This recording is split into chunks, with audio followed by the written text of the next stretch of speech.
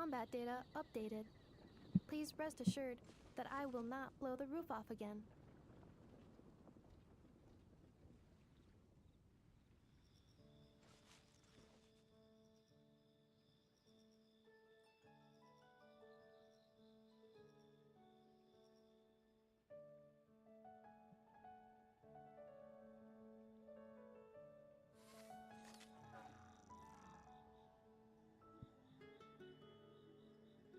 Hello peeps, we're finally gonna finish up Varka's drink thing today, and then we're gonna play for, I think it's 3.1's second part of the story, and hopefully then we finally get up to the most recent update.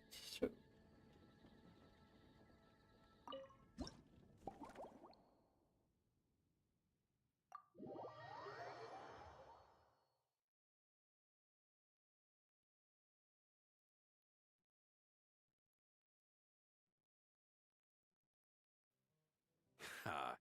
So Hertha's even roped our honorary knight into helping with this little venture. Now that I'm finally free to relax, it's time to start doing just that. I'm here as a willing employee this time. Can't wait to see your skills in action. Give me something that goes well with casual conversation, but still packs a punch. Are you sure those requirements don't clash? Of course they don't clash. A drink that packs a punch means you have to drink it slowly. And if you want to chat, then it has to go down smooth. So, something with a sweet aftertaste. A conversational connoisseur requires the perfect balance. The most suitable choice on this menu would be the Thorny Lake. It's a drink with a real kick that you can find in almost every bar. It's not enough to know the recipe, though. The key is in the mixing. Some bartenders choose to stick to the tried and tested basics, while others like to add their own personal flair. Alright. I'll give it my best shot. That's the spirit. Now, show me what you've got.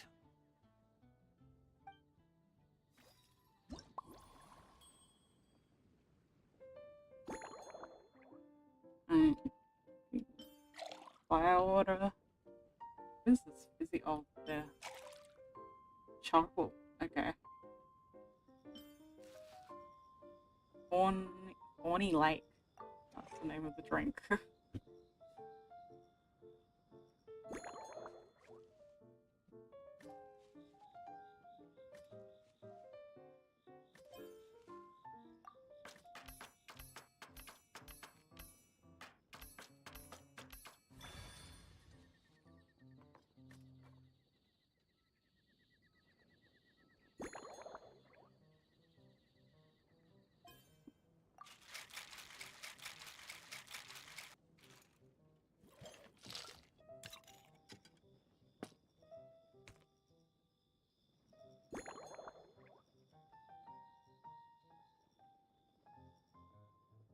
Poop, poop.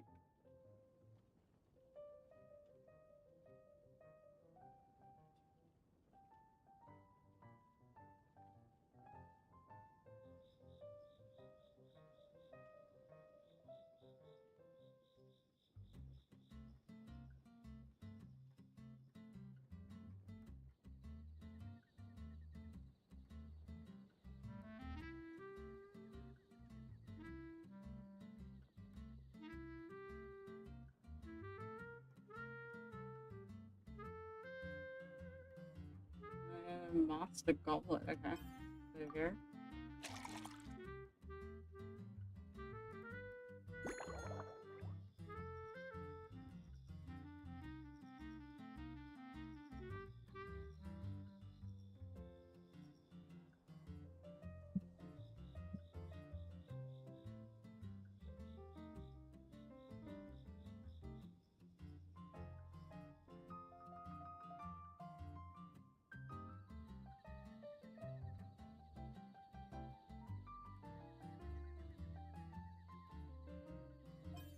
The lemon looks nice. With the lemon bubble.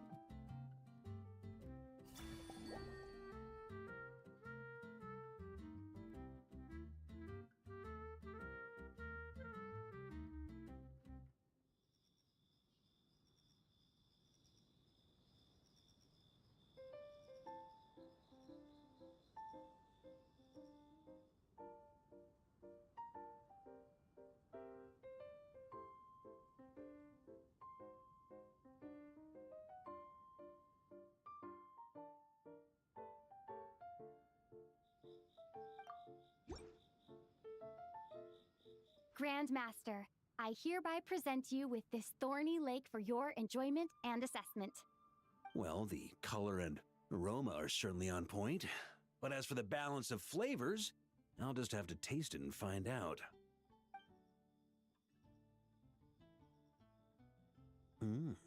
Not bad. You haven't overdone or skipped on any single ingredient. Though, unfortunately, it's a little too, polite for my tastes. Polite? How can a drink be polite? Is this some sort of riddle? Perhaps I should have said modest. You followed the formula to a T, but if anything, you've played it a little too safe. Were you worried that deviating just a little might disappoint me?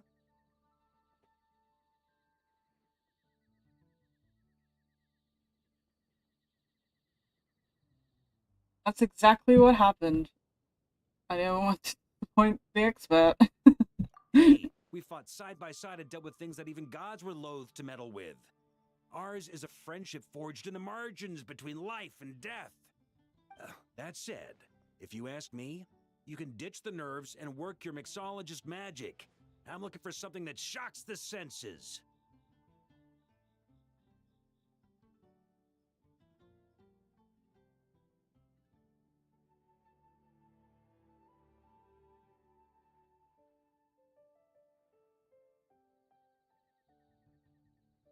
Alright, I'll get to the creative juices flowing. Mull it over. There's no rush. We can chat while you think. Who knows? You might just find some inspiration to mix in with your magic.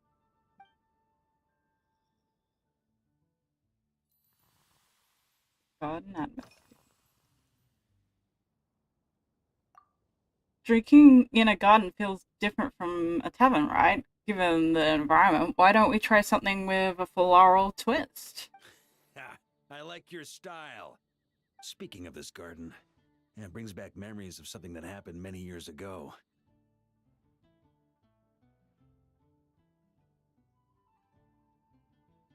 When I was young, I liked to find ruined guards to test my fighting skills, both armed and unarmed. Once, I failed to take down a stray missile, and it ended up destroying a watchtower on the city walls.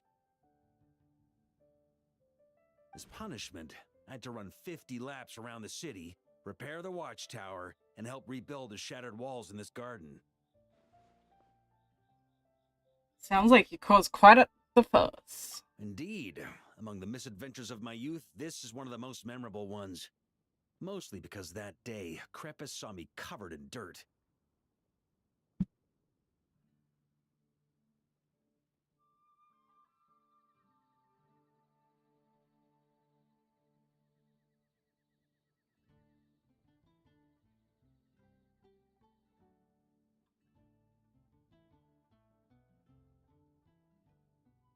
He took 2 bottles of 100-year-old wine and sent D-Luke, who looked even younger than Mika does today, to work out a clever way to get rid of Faru, who was guarding me. It was so hot that day, I could swear I was about to pass out. On a whim, I picked some mint leaves, put them in one of the wine bottles, and the result turned out to be surprisingly tasty. After Crepus tried it too, he was full of praise. He even wrote up an official recipe for my spontaneous creation. His customers loved it. Several summers passed, and Crepus kept writing letters about giving me a share of the profits, as though I could possibly accept.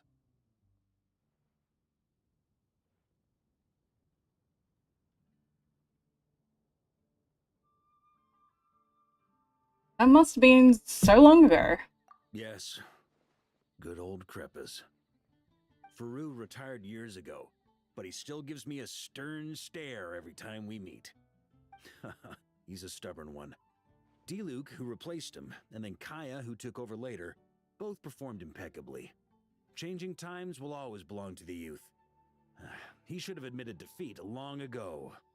When I get the chance, I'll have Kaya show him the amazing progress the cavalry company has made.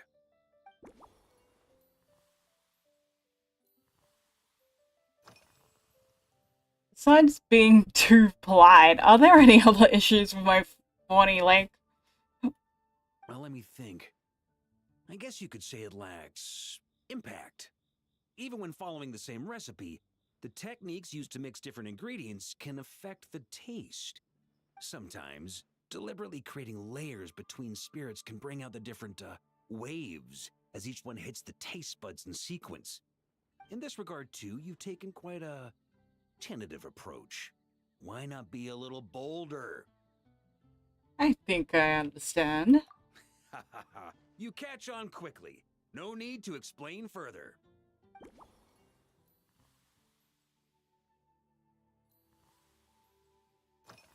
The glass on the table. That's a massive tankard. Pretty awesome, huh? It's like a hammerhead that you can fill with wine when you're not using it to pound in nails. It was a gift. Hoffman came up with the idea, Charles supplied the design, Wagner helped cast it. And about 10 or so knights chipped in to pay for the materials. They've been waiting to have a good drink with me. And this is my crucial weapon to aid me in a fair duel with them all.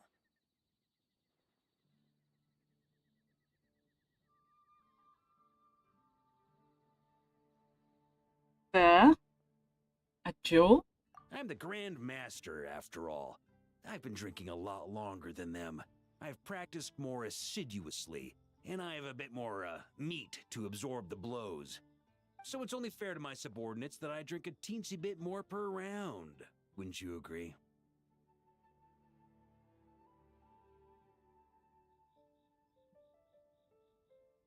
That's a teeny little bit more than just... That's a little more than just teensy. I think you may have got your handicaps the wrong way around. Of course, some of them have been training as long as I have, and those ones won't be getting any special treatment. Take Hazelnut 3 and Hazelnut 5, for example. Both were skilled warriors who helped me deal with Eric back in the day. Nowadays, I have them helping Jean with miscellaneous duties. At today's after-work cooldown, they insisted on trying to keep pace. In the end, they lost our game of darts and ended up passed out on the floor. I've already told Jean that I won't be approving their leave request for tomorrow, no matter what.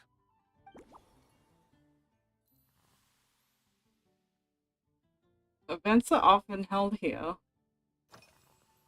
Anyway, on the subject of the garden, it's become a popular venue for hosting events. It's a treasured place that the Knights of Favonius have maintained for years. So it makes sense that it's become the go-to location for organizing such things. I heard that while the expedition was underway, you were a great help in giving those left behind the opportunity to put their energy to good use. Sometimes, I look through the photos I've been given from those events. Though unfortunately, there aren't enough to include everybody. My conclusion is that Mondstadt needs to do more to popularize the camera.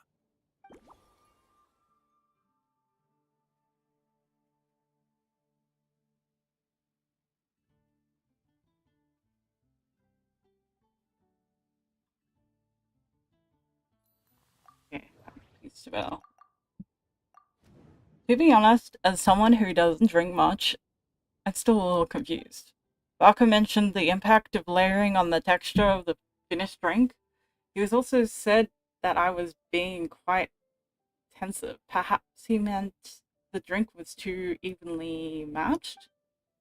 In which case, I should try shaking it a little more softly when mixing.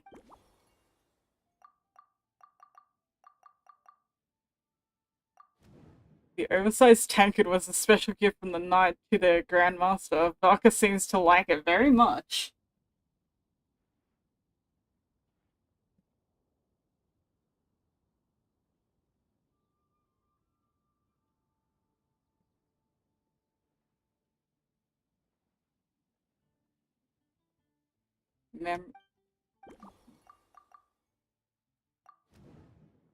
Here we have Varka's memory of mint and fine wine. It's very important. Perfect. He wants a drink with more impact. And the crispness of mint. Why did it sound like I said Christmas there? Should give it some more punch. What if I replace the cocoa with mint? There you go. You missed so many festivals and major events. I'm sure Varka still feels a bit of regret. If the Grand Master hadn't gone away on expedition, he would probably have organized many events himself. I wonder how they might have turned out then.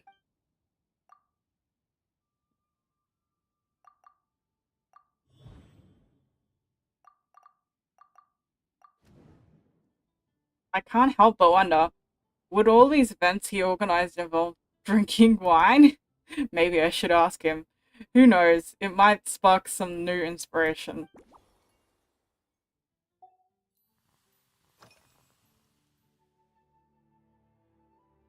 I wonder how these events might have turned out if you were here and not away on expedition. If I were in charge of organizing events, well, I suppose everyone would revolve around fine wine, or at the very least, there would be some sort of tasting involved. For example, we could go all in on this drink stand and open it to the whole city, with every company of the night selecting one or more mixologists to compete against each other. I should have guessed. That's exactly your style. It's only a thought. Can't let things get too out of hand. If I were to actually throw a grand banquet, Jean would come after me with her sword drawn.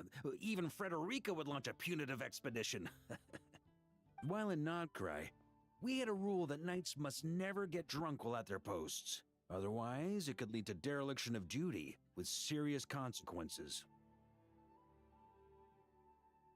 That sounds like a sensible rule. Exactly. As expedition members return to their companies, my hope is that this rule will gradually spread to everyone in Mondstadt too. Just like firewater and Smedina, these Notcry delicacies have made their way into Mondstadt's households and become part of people's daily lives. Young people need to learn restraint. I didn't know you had that side to you. At the end of the day, no one should be biting off more than they can chew. Unless it's someone near my level, they shouldn't even be thinking about enjoying a light buzz when they've still got work to do. Most people would just end up a whole lot drunker than they'd like. You should come practice with me on weekends. Trust me, once I've drunk them under the table, they'll be swearing off wine for a whole week.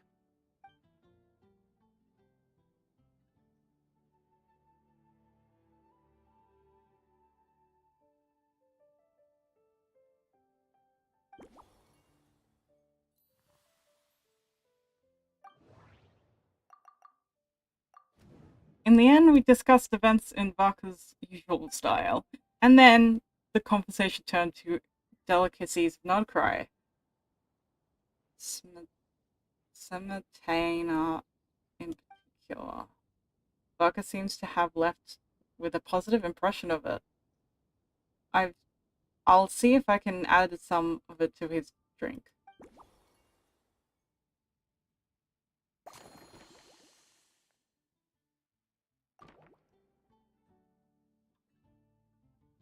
The good news is, I think I know what to make for you.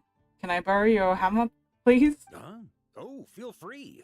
Whatever you're about to do, I've got a feeling I've hit the jackpot.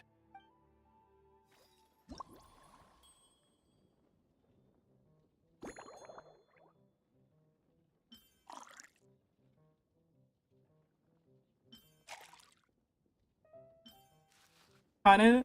You know what it looks like? It looks like Bailey's. I feel like this is gonna be like a Bailey's or something.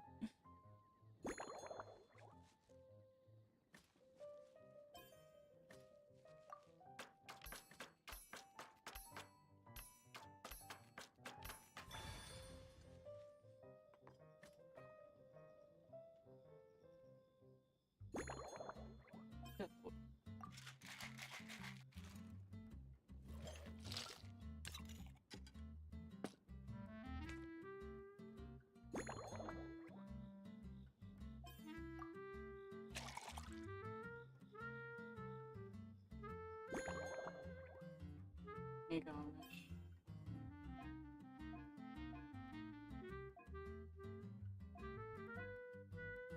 I'll do a star.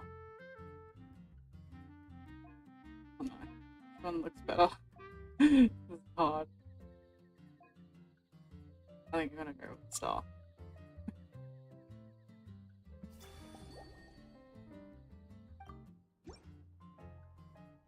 Here you go, Grandmaster.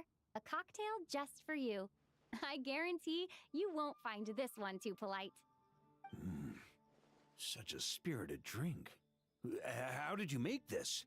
Well, that burning scent of fire water. Oh, it's as if the very air were about to ignite. This is more like it.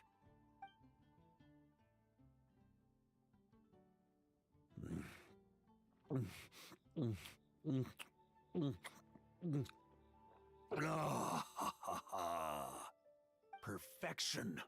It's clear that once you let go of your inhibitions, your talents really shine through. That first hint of mint is like a cooling feint that masks the firewater underneath. By the time the sweetness dissipates, the firewater has already slipped in behind your guard, ready to deliver a powerful strike of intense flavor. Oh, it's exactly the impact I was hoping for. So the aftertaste won't feel too light. That's the most ingenious part. Firewater's greatest flaw is a lack of aftertaste, but the Smetana perfectly maintains the flavor at the peak of its intensity. All the praise is making my cheeks red. It's hard to imagine something this good was created by a mixologist who doesn't even drink firewater. I think it has the potential to become a firm favorite in Mondstadt and Nodcry. The Knight of Boreas symbol is a wolf. Iron Wolf. Oh, perfect. It's elegant, yet wild. Only you could come up with such a fitting name. Oh, I have an idea. Why don't we name our Knights of Favonius' drink stand after you? Let's call it the Honorary Knights Cocktail Shack. No time to waste. I'll go have a word with Glenfiddia right away.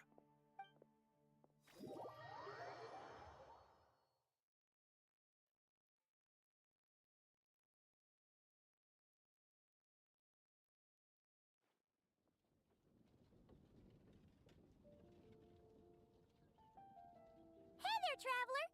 All wrapped up for the day? Paimon hears you did a great job holding down the fort while she was out delivering drinks with Glenfiddia. I've been feeling inspired. I got some great ideas from chatting with everyone. Whatever the reason, the Honorary Knight is clearly one of the most talented mixologists in Mondstadt. Considering how short a time she's been doing this, I believe that someday she has the potential to give the legendary bartender at the Cat's Tail a run for her money. I fully support your decision, Grandmaster. The Honorary Knight has really put in the hard yards. The drink stand will remain open for a little while longer to provide a proper welcome to our returning expedition members. Then, once we locate suitable premises, we also plan to look at operating a permanent service. Hooray! Everyone in the Knights of Favonius will get to drink all the delicious cocktails they like! Nothing short of what I'd expect from a true disciple of Hertha. You've really considered this thoroughly, Glenfiddia. Also, if I may, Honorary Knight, regarding the special cocktails you've developed, would you mind leaving the recipes with us? We'd like to add them to the official menu. Of course, that way everyone can try them. Paimon feels like there's something you still want to say. Let Paimon have a guess. Based on your personality, you probably want to introduce the origin of each different cocktail. That way, customers will know who inspired you to create these amazing drinks. Right on the Mora. You know me so well, Paimon. No problem at all. If you need, I can even have someone draft the paperwork on your behalf to secure you the rights to these new recipes. I hope when we recruit some new bartenders, they'll be able to learn from your incredible skills. Even if they can't quite match your work, if they could be 2/3 as good, that would still make them industry leaders.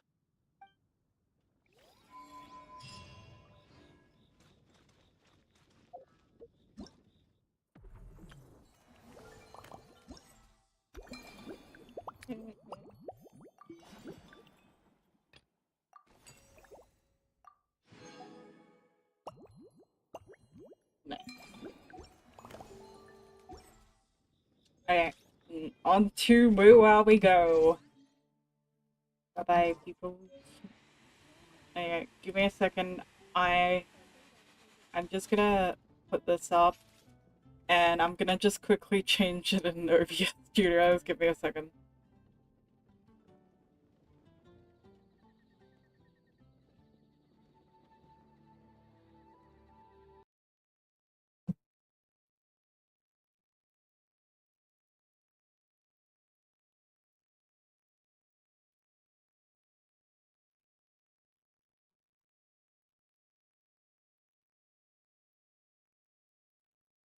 Nope, it's not working.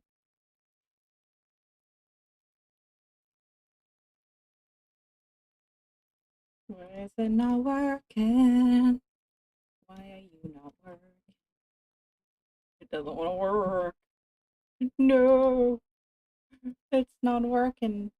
Oh well, looks like I might have to reopen it. I had it open, but it doesn't want to work. It's so annoying.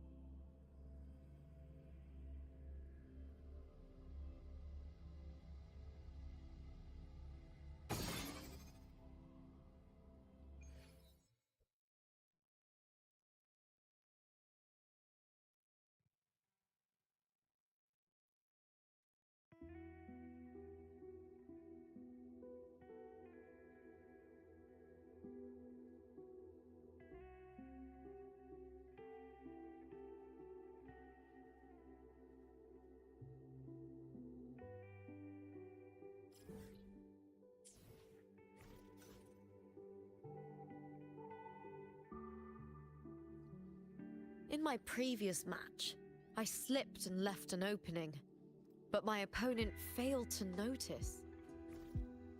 Now, let's continue the story. First, and we want... where is it? The Black Shores. That's also the Black Shores. Oh, this is the one.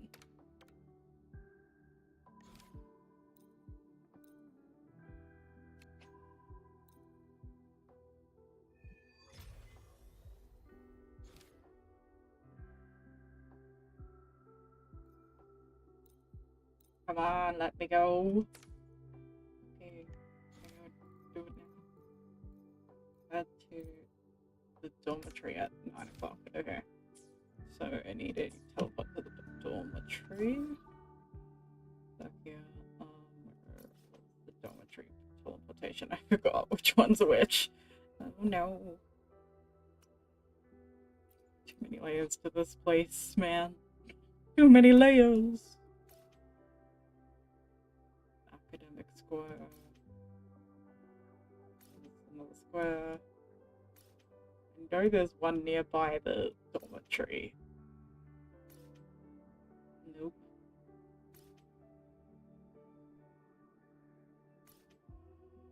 Anyway, I'll just look around. We're gonna figure it out.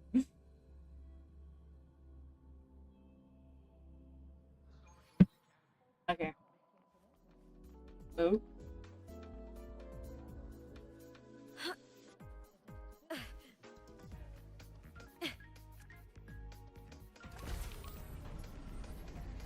Anyway, I just teleport in time. Give me a second. Maybe at 9 o'clock. So it should show me where I forgot. I still can't remember where our dormitories are. If only they had a teleportation point right next to it, it'd make more sense. I shall have. It's 9 o'clock. Come on. If you got time, be sure to show me that super duper witchfallen necklace. It's not winning.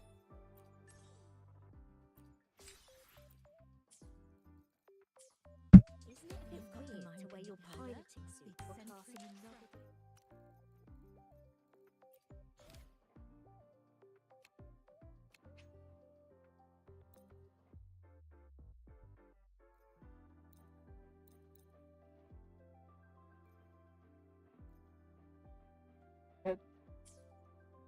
It's 9 o'clock. Unless it wants tomorrow. 9 o'clock. Unless it means 9 p.m. I don't know what it's trying to tell me. What time do we have to get there? I am confused. Almost time to meet Oh, up. finally. There you go. It just wanted 2 I days. can't stop thinking It about said those 1 day. space trick snacks. Stop Where are you gonna confusing be? me. Huh? What the hell? I'm walking on... How many? Oh.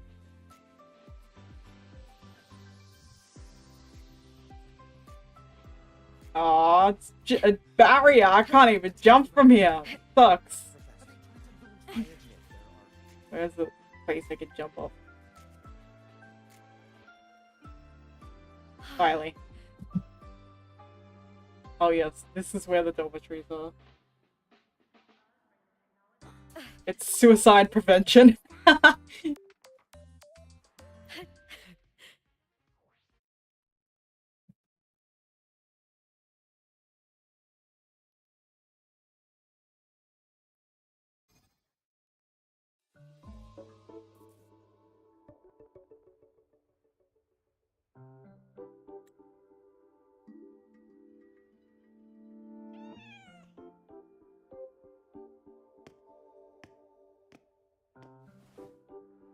Rover, over here. Been a while, Linne.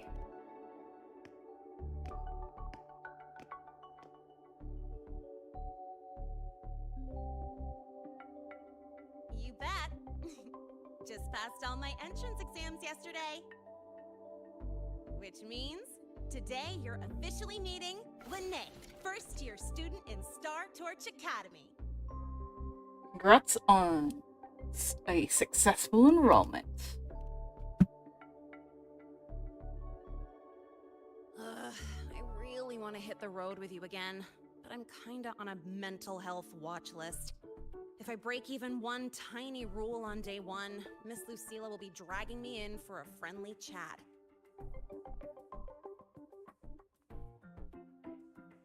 I gotta hold out until I figure out a route that slips past the cameras.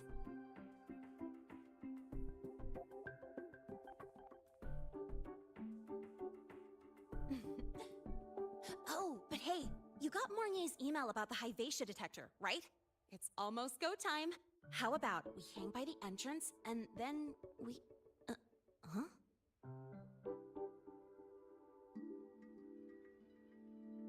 Material fatigue, thermal cycles, boundary conditions, initial stress states. Infraction detected. High wattage devices are strictly prohibited in dormitory zones. The core differential equation is elastoplastic transition, cyclic strength coefficients.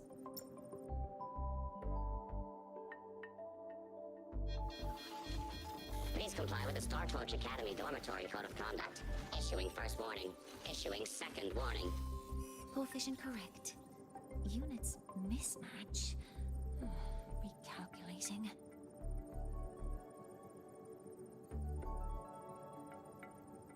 Non-compliance confirmed. Initiating restraint protocol.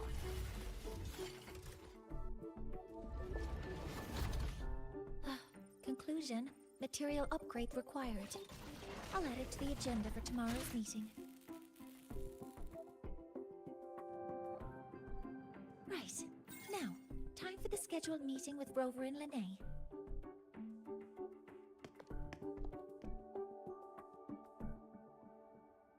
Oh, I'm sorry. Did I keep you waiting?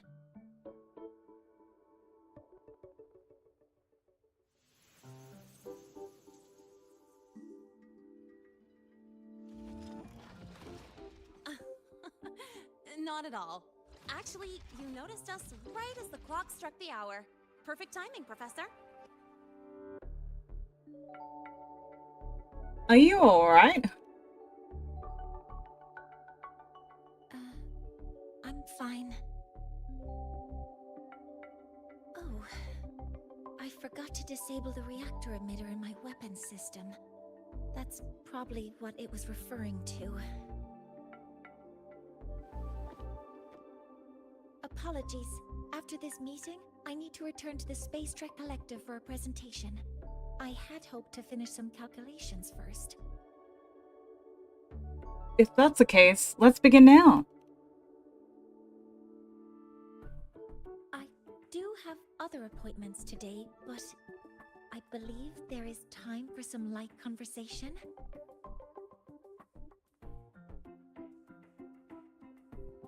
I wasn't sure what you meant by delicious, so I brought samples from my latest food research.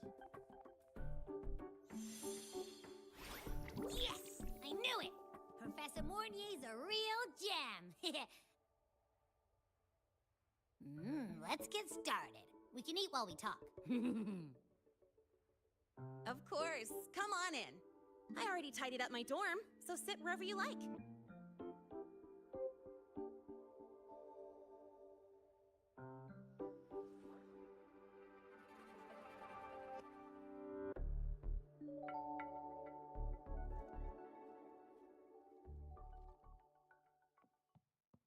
Detected. Strong behavior and spectrum signature match. We've got the mind-bending herder, the eccentric traffic illuminator, the ghost girl. Very tidy. Not to be expected of Lene. Ugh! The smells are all mixed together. It's kind of fishy, and the texture is wet and gooey.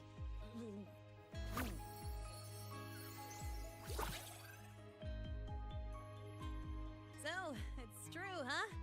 You guys actually made food that tastes awful, but it keeps you running for 3 days straight. I thought that was just a joke.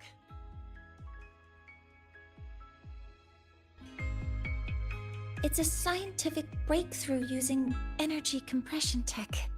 It's one of the Collective's most iconic achievements. Do you also not like it?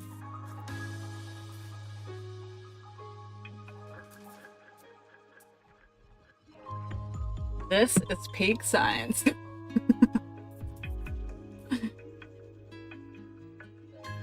Yes, I knew you would understand. In fact, its energy compression efficiency exceeds 95%.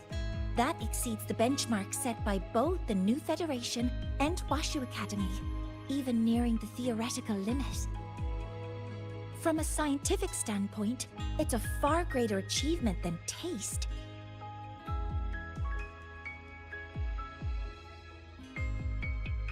Now, I'd like to review the incident with the Hyvatia detector. Lene, Rover, can you walk me through exactly how you managed to contain it?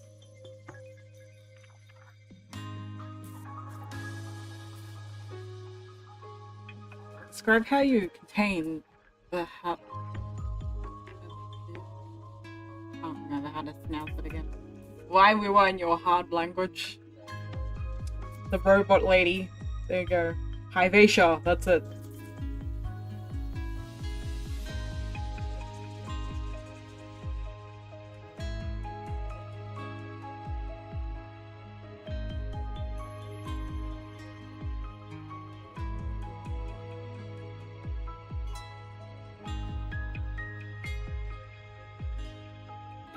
To summarize, your method of stopping the Hyvatia included blade slashes, repeated shots with coated rounds, and physical force, stomping, striking, until it was rendered inoperable and immobile.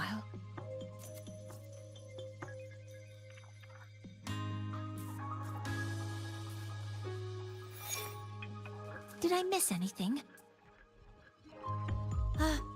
Professor Mornye, you're not here to...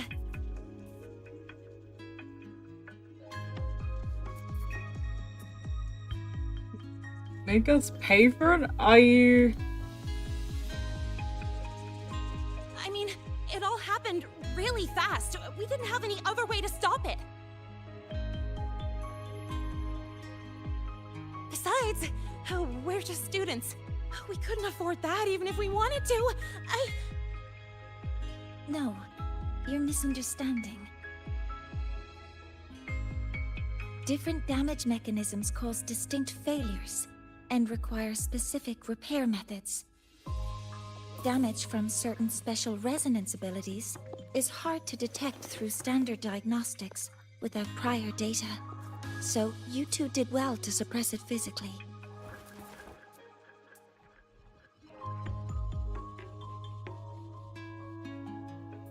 During the new solar ceremony, the Hyvatia detector is essential in monitoring environmental parameters. I've already passed your report to Professor Anslem. He should complete repairs soon. At the upcoming meeting with the Roya, the Space Trek Collective will need to present a full restoration plan to keep our partnership intact. There's a third party involved in this new solar ceremony? Yes, though it's a long story. Where do I even begin? Scanning for offenders. Violation detected. Unauthorized high-wattage device in the dormitory. An offender has assaulted this unit. If sighted, report immediately. Even Professor Mornye isn't safe from Tard-E's wrath, huh? No worries, I got this. I'll draw its attention while you two make for it. 3, 2, 1!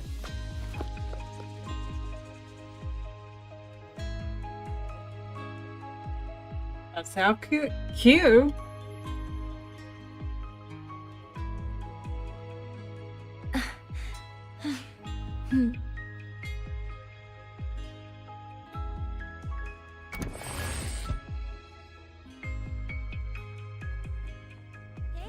Tardy. How much power do You could just Wind guide me.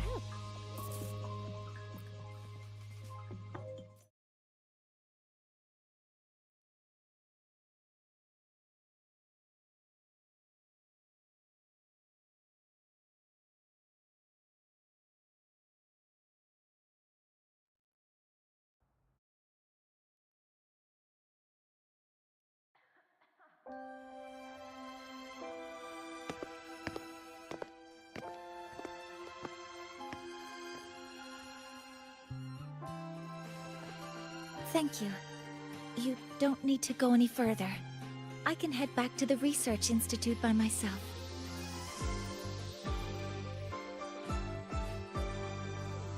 Stay safe. No more breaking rules, alright? That was an accident. Huh?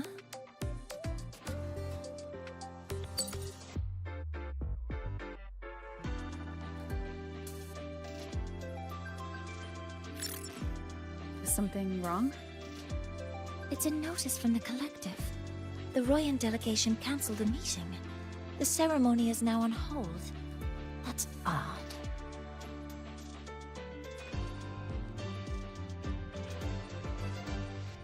Warren handles Royan communications. I'll ask him what's going on when I'm back at the Institute. Since that slot is free now, I can use the time to recalibrate.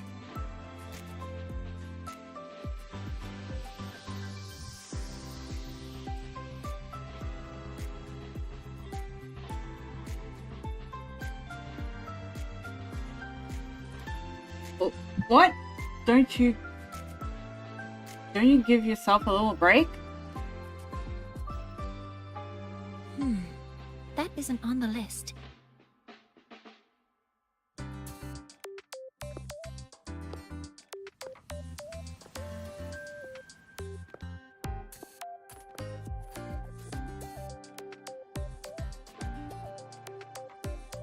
The new solar ceremony is nearly upon us. It's the culmination of decades of work. Everyone at the collective is giving their all to realize it.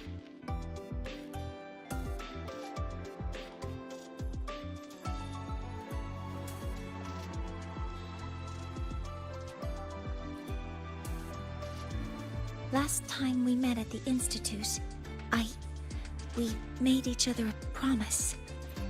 Do you still remember? I remember. Would you like to attend the new solar ceremony?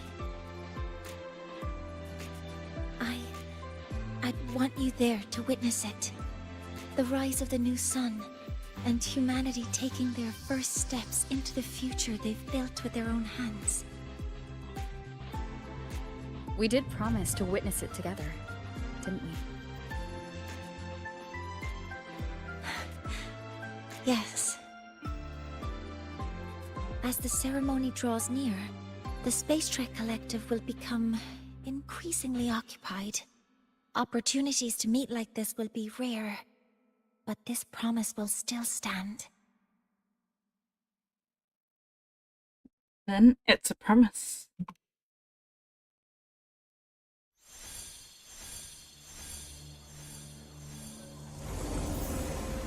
Before my power is spent, I have little time left. The only choice now is to force the Heliogyre to a standstill. The last of its strength I will share with you. So fade you will not. But you must hurry. Before that, take this memory to her. Take it to the one they call Arbiter. What happened? Are you all right?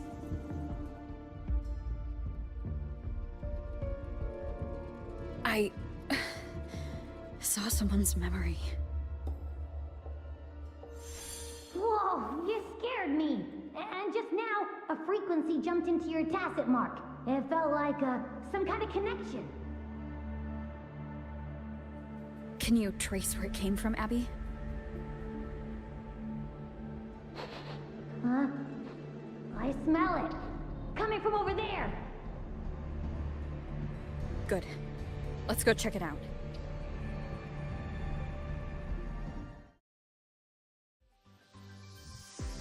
I'm fine now, Mornye. Sorry to worry you. You must need to get back to the Space Trek Collective, right? That's okay. But you just... You looked shaken just now. I'll stay with you. If it involves more frequency loss, I'd like to stay close to transport you to the infirmary. Transport me? I should have just used the bike all along.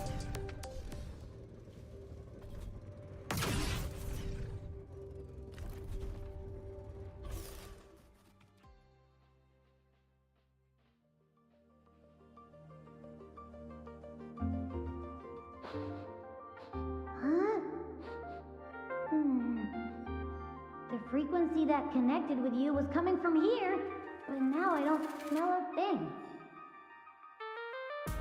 The voice from earlier said it would share the last of the Heliogyre's strength so it wouldn't fade. It must be that solar skin. Did it eventually vanish here? Did you find what you're looking for? No. The trail ends here. But I saw other things in that memory. Do you know what a hylogary is? Yes. blurred The sky. heliogyre is one of the most important components of the new solar ceremony. Hyvatia can monitor environmental data, but raw observational data on the reactor drive can only be obtained from the heliogyre, a component of the exostrider itself. Only the Roya tribe can discern the heliogyre's readings. That's why the collective need their cooperation during the new solar ceremony. In that memory, I heard a voice say he would force the heliogyre to a standstill. A standstill? Grab what you saw. You're saying you heard a voice asking for help, saying he would stop the heliogyre's workings. Could that be why the meeting was cancelled?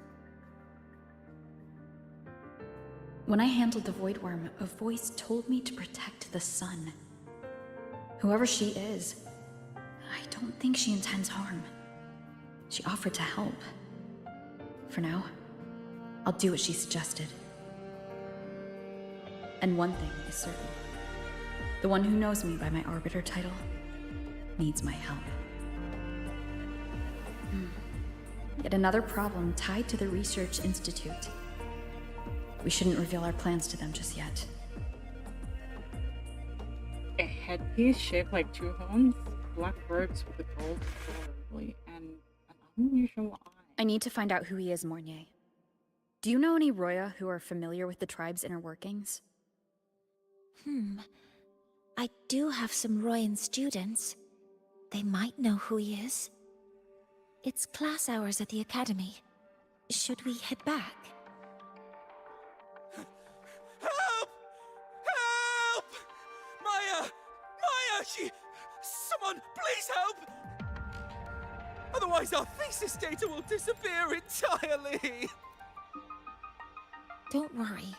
If you see a student shouting help and thesis in the same breath, no matter how loudly they scream, it's never really an emergency. But Maya is one of the Royan students I mentioned. Since you're looking for her, we might as well see what it's about.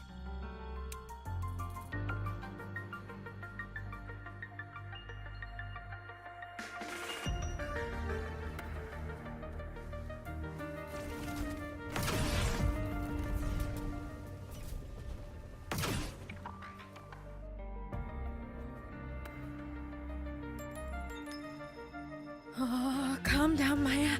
Calm down. Good. They've stopped for now. Maybe I should just shut them down? No.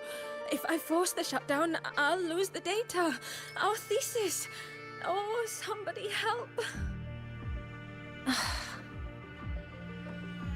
Is she in a bad situation? No. It's just a routine malfunction. But... Professor Mornye? Oh no, I've been caught out of class. Wait, let me explain. I wasn't skipping class. I'm here for a very good reason. It's not that I don't respect the class or my teachers. So, can you just... Even if you beg me, credits will still be deducted. Why don't you start by explaining yourself? Well, these are probe robots from a few days ago. We sent them out to measure void matter concentrations in the tundra. We thought we'd finish collecting the data before class, but when we tried to approach them, they started attacking us. I chased them all the way here. That's why I missed the class today. The internal exoswarm material was eroded by void matter. That's what caused the malfunction. This should have been covered in your material science coursework. Such material is inherently unstable and can only be used in controlled environments. I'm so sorry. For safety reasons, you'll need to shut down the units first, then clean the contaminated parts with void matter. But approaching them right now may lead to further damage. We need a pulse generator to stun them from a distance. I'll submit a request. There's a simpler solution. Sheep a sword. No, wait. That's against protocol. Scanning. Target. Never mind. I'll think about how to write the review report later. We're gonna murder these bots, man.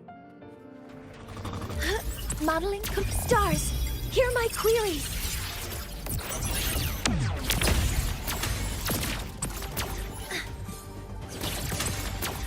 Command mode engaged.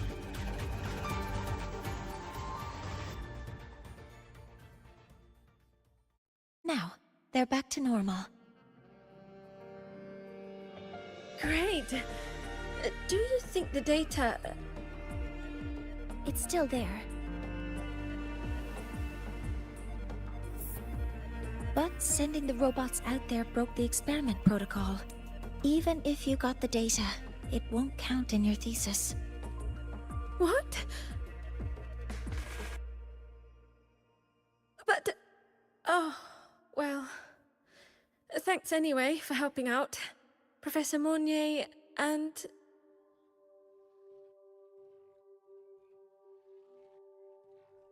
You can call me Lily. Maya, we do have something we'd like to ask you.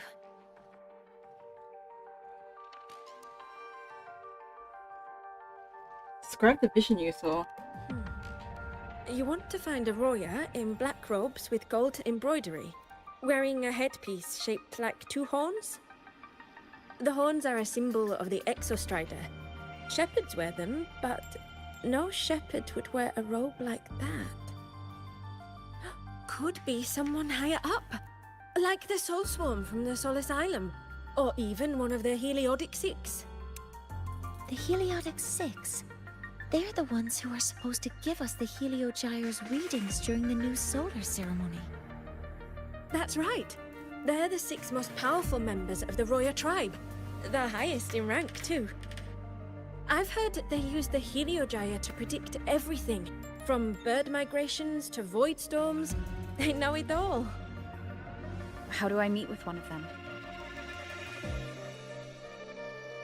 Oh, that might be hard.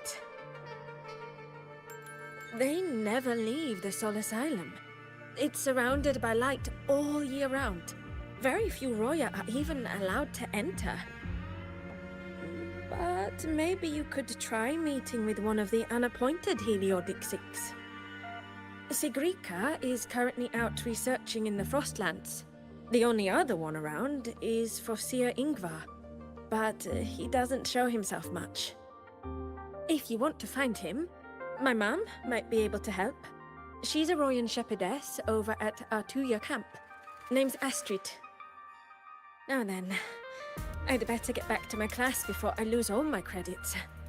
Who knew I'd run into trouble today? I even asked my mum to help me with the robot. Very good. Good luck with your thesis paper. I'm better at talking with students in class. Did you learn what you needed? The last person that those robots likely saw before they lost control was Maya's mother. I think we can talk to her under the guise of a friendly house visit. In that case, I can accompany you as a professor from the academy. As for your identity, it's okay. It will simply be a convenient title. Mornye. Would it be okay for you to act as my mentor? You mean act as a professor too? Sure. But aren't you going to tell me I should report this to the academy to handle? I was just thinking of ways to help you find who you're looking for. Your reasons are your own. I trust your judgment. And you can tell me later? I hope I act the part of the professor well. Feel free to give me pointers, junior professor. Yes. Feel free to give me pointers too, mentor. I think the person I am now can be of help to you.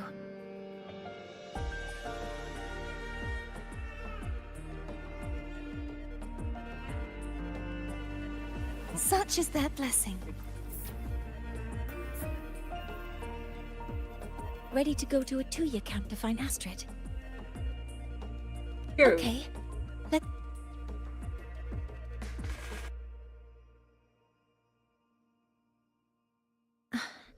I'm Mornye, and this is my mentor. Oh, let me try that again. What are you? Just practicing.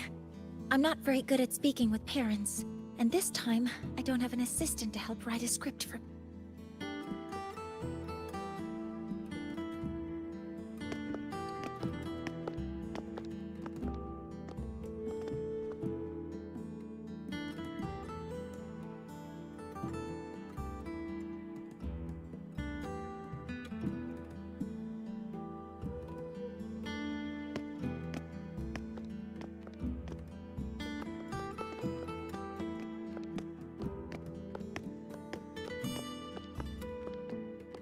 Hi, are you Astrid?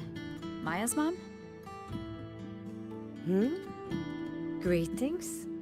Yes, I am. And you two are? This is Professor Mornye. Maya's, teacher.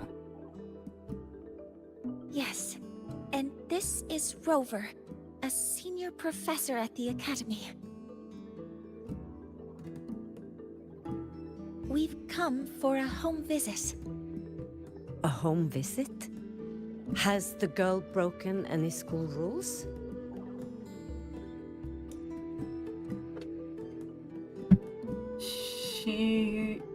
Yes, she severely violated the experiment protocol.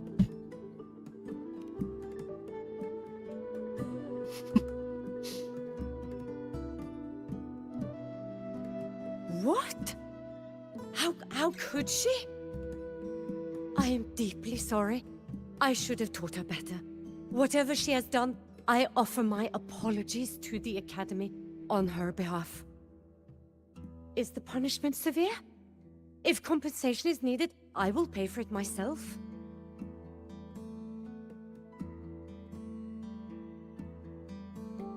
No compensation is necessary.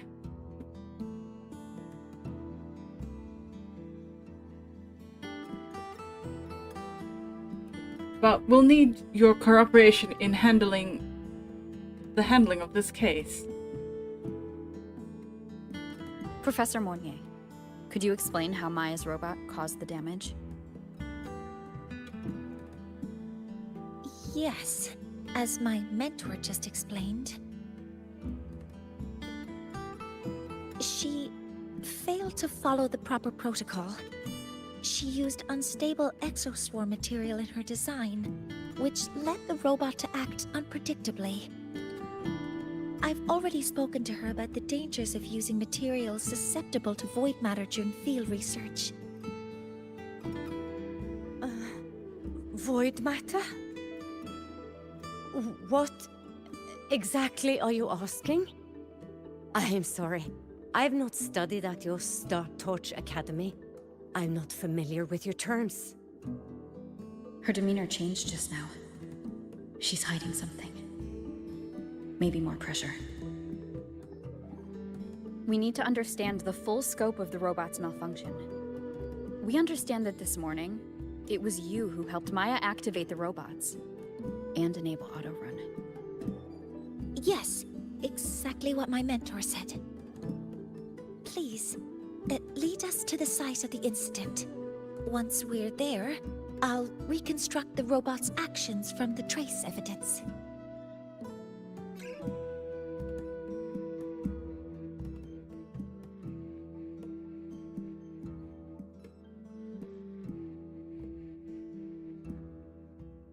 No, we can't. If the robot's path is traced, it will expose that thing.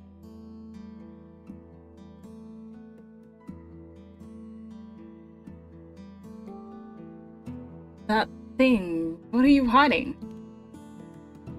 I'm deeply sorry. Yes, help Maya activate the robots I did, but I can't remember the exact location. Please, you must return.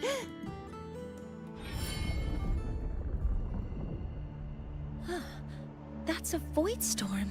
How can this be? The collective hasn't received any recent warnings. We need to ensure the safety of those here first. Questions can wait. Let's go.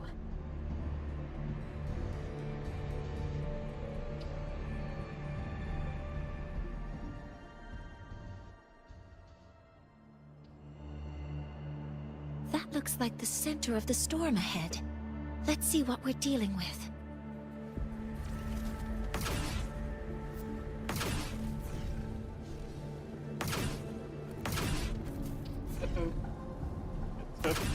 We're in the Void Storm's range now.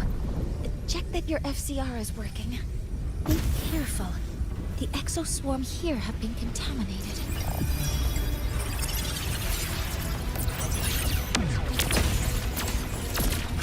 One with the sound. You will obey.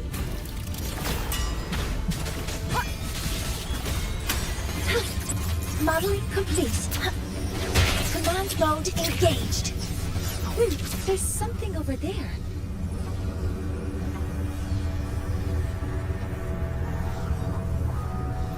Down here. It's some kind of weird device. A device? Leave the mechanical work to me. Steady now.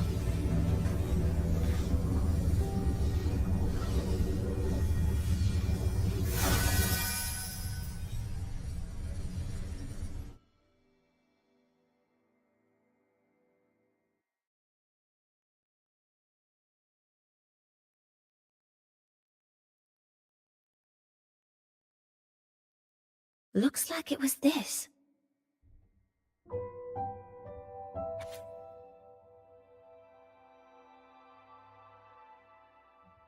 A device found in the eye of the void storm, emitting an unsettling order. It seems linked to a probe robot's malfunctions. With this shutdown, the void storm is gone. Was that one of your resonant abilities? No, I've just read a lot about this. From its structure, it looks like a canister that can both store and emit energy. Ah! This is so stinky! Ugh. It smells just like that giant worm you fought. Didn't we deal with it already? Giant worm? You mean the void worm? Huh, I see. It's capturing frequencies with high precision, storing energy data. It's based on ecological models, tracking activity in natural environments, and reconstructing that data mathematically. A field modulator. Parametric projection.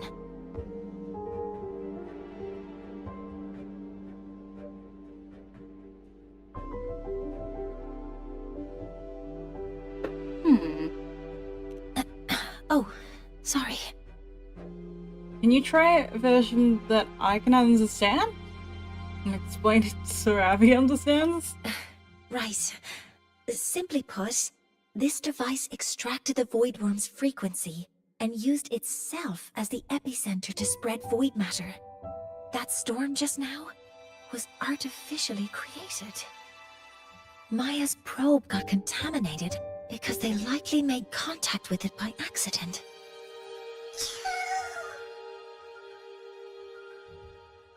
Huh? Did you guys just hear something?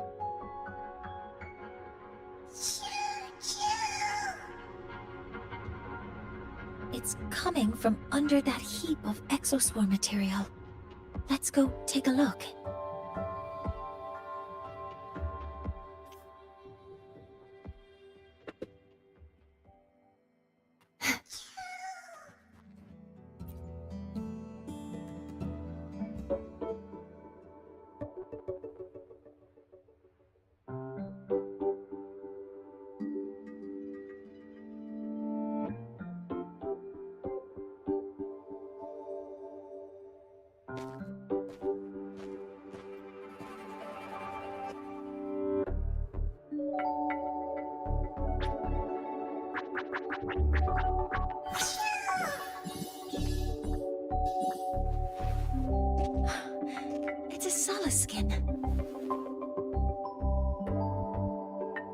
So this is what they look like.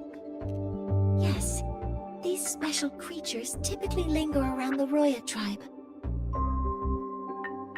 Royan records state that Solaskin first appeared in Lahai Roy the day the Exostrider fell from the sky.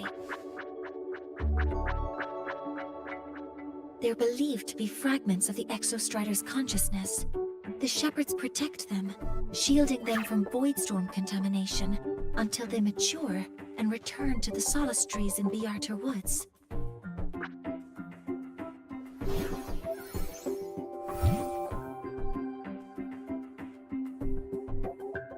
This one must have hidden under the exoswarm wreckage when the voidstorm broke out.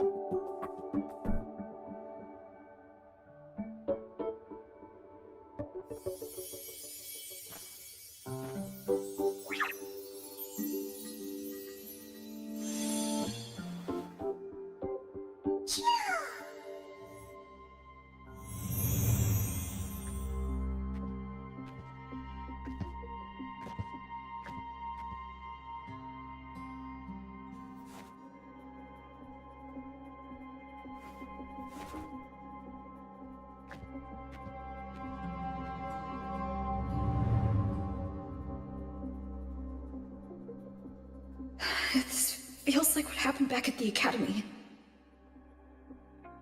I just saw the Solaskin's memories. That Royan woman planted the device here and triggered the Voidstorm. This Solaskin is the only survivor. So our suspicions about Astrid are confirmed. Should we go back to the camp and talk to her? No need. I heard everything. I did place this device here.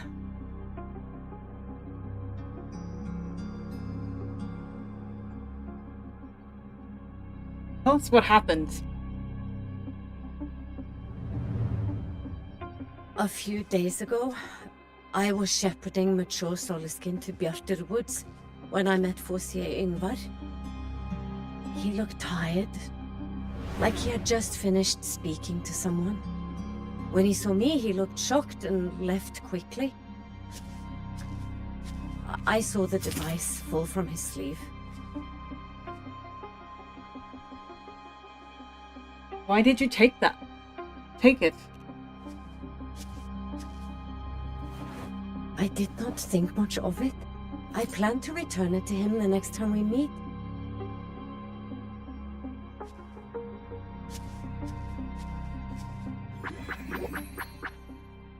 But, the Solaskin did not like it.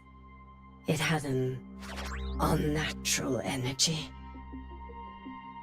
I did not want to keep it at the camp, but I also did not want Ingvar to know I had taken it. So, I buried it here.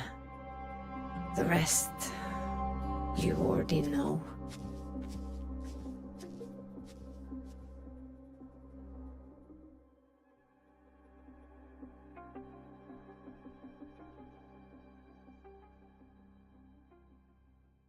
So this device is Foreseer Ingvar's. Mentor, what do you make of this? She doesn't seem to be lying. We need to verify this ourselves.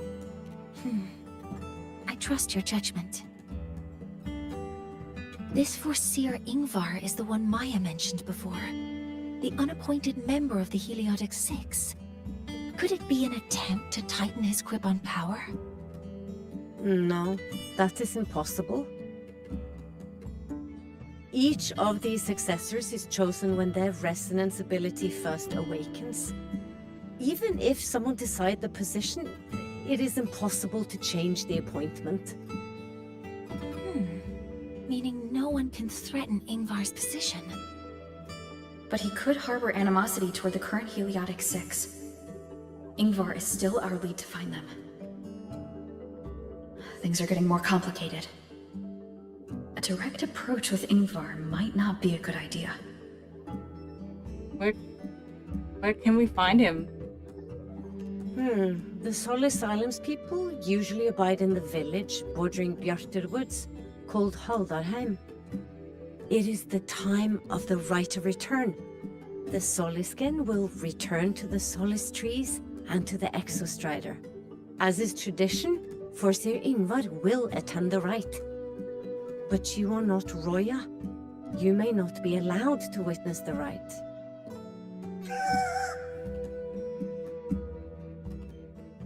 Huh? Wait, but we did find this little one here. Oh, is this the Soliskin you saved? Well, perhaps you may attend as shepherds? Soliskin have been companions to the Roya for hundreds of years. If they hear that you saved one, they will be grateful.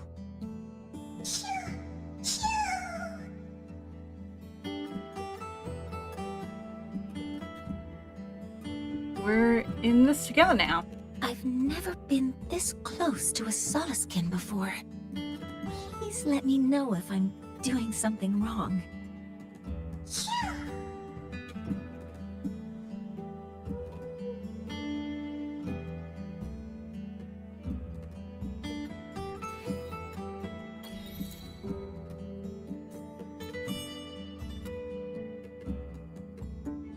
So, we need to find Forseer Ingvar at Halderheim's Rite of Return. Do you want to leave now? Okay, let's be on our way then.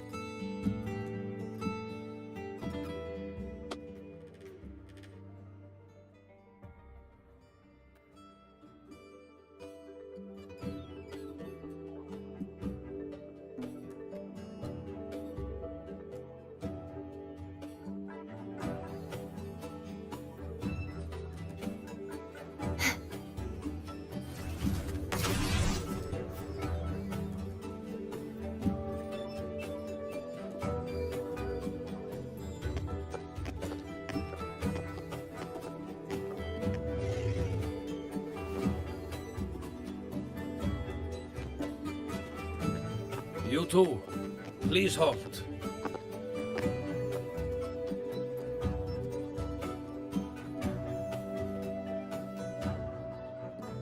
From your clothing, I see of my people you are not. What brings you to Haldarheim?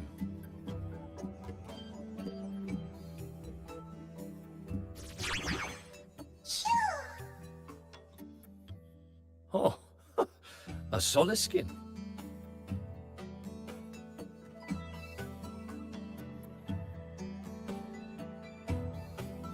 We are shepherding at home.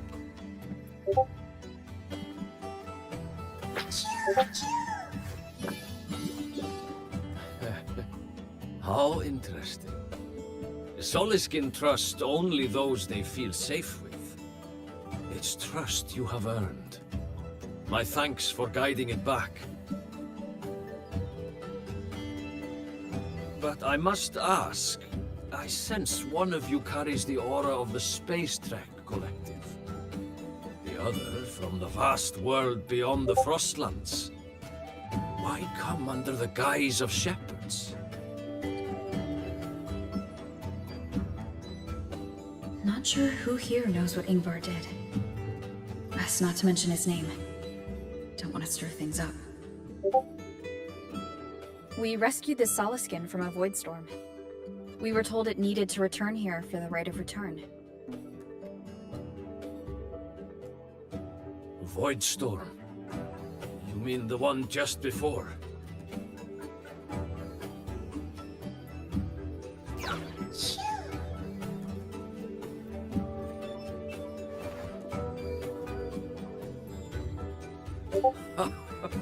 Then grateful I must be to you both. But ask I must. The Void Storm. It happened near Atuya camp, yes? A shepherdess named Astrid abides there. Saved the stray Soliskin you did, yet entrusted to a true shepherdess you did not. Why come all this way? I forgot about that. Without a solid reason, he might start to suspect something.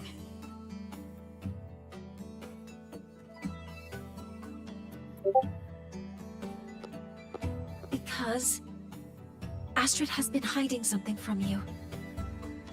Your meaning?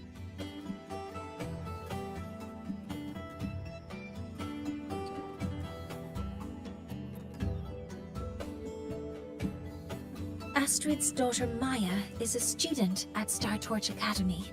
She conducted experiments that broke protocol and caused damage to school property. Maya is now facing harsh punishment. Astrid is busy handling the consequences and cannot fulfill her duties as a shepherdess. According to the Star Torch Academy faculty code, as Maya's teachers, it is our duty to address the repercussions of a student's actions. Since Astrid can't shepherd the Soliskin, we must step in to do so ourselves. Exactly what Professor Mornye said.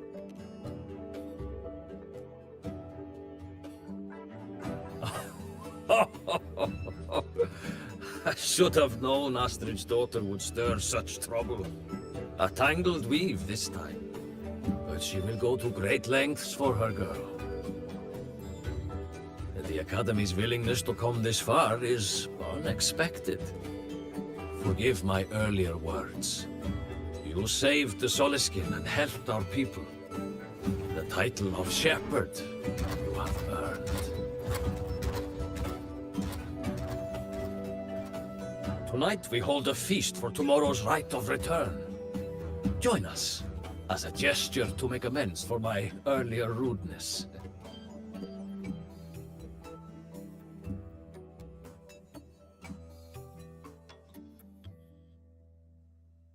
Come, from this day forth, the Roya call you friends.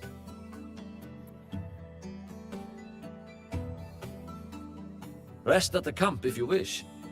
The feast will begin at the 8th hour of the night.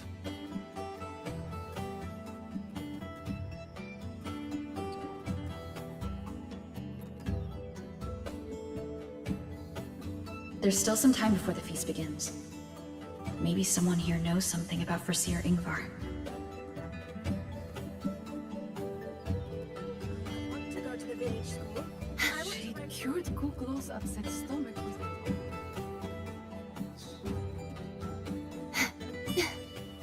When I roamed the world above, what I missed most was the reactor drive's warm glow.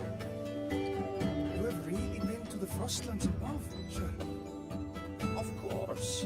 There were giant mech elephants. Ah, the feast tonight brings new faces. Seems we'll need to prepare enough for 2 more. Excuse me, have you seen Foreseer Ingvar around? Ingvar? That boy doesn't come around here anymore. I will speak the truth. After his parents were caught in a void storm when he was a boy, 'twas Axel and I who raised him. A quiet child was he. Few were his friends. When his resonance ability was discovered and the Heliodic Six chose him as a successor, he was overjoyed. No longer will the other children pick on me, he said. But somewhere along the way, he changed. No longer did he wish to take the mantle of the Six. He grew distant, with nary a visit home. Oh well, even if it's but for a meal, it warms the hearth when he returns. Above, what I missed most was the reactor drive's warm glow. You have really been to the Frostlands? It is time to part, Marigold. Excuse me, have you seen Foreseer Ingvar around? Foreseer Ingvar. Yes. With the right of return on the morrow, we will likely meet him. Truth be told, the Soliskin do not favor him much. We shepherds have little contact with him.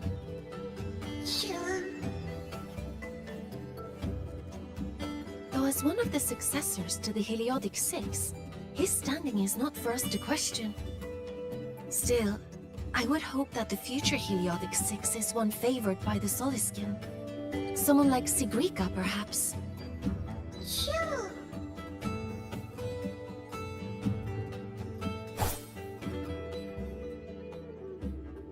When I roamed the world above, what I missed most. Can we really trust those people at the Research Institute?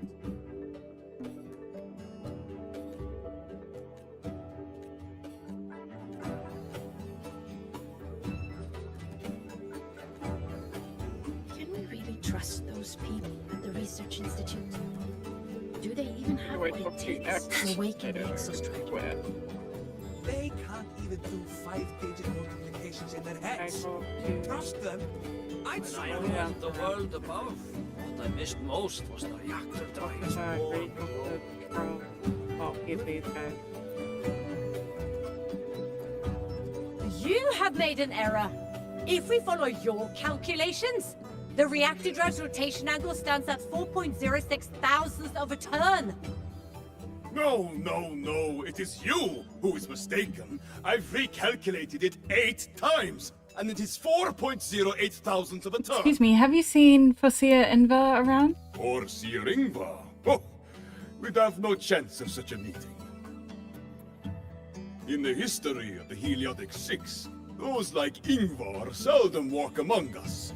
If you seek him, your best hope lies in the right of return on the morrow. I still remember how the current eye joined us in such spirited debates of numbers before taking her seat. She would. If she were here now, she would agree that... She would agree that it is 4.06 thousandths.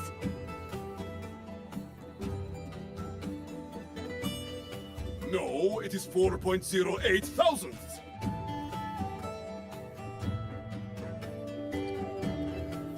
Such is their blessing. Yeah, now we just need to change it to 8 When o'clock. I roamed the world above. Let's time travel.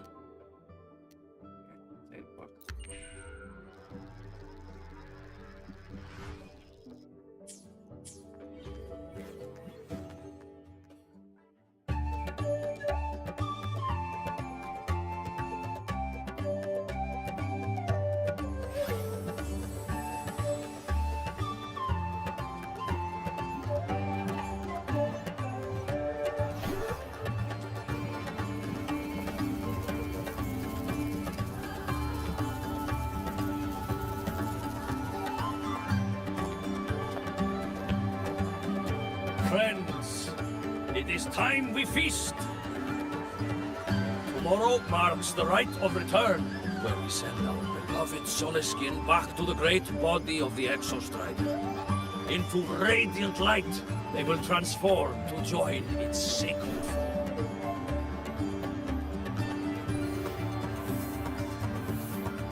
Farewell it will be, yet a new beginning as well.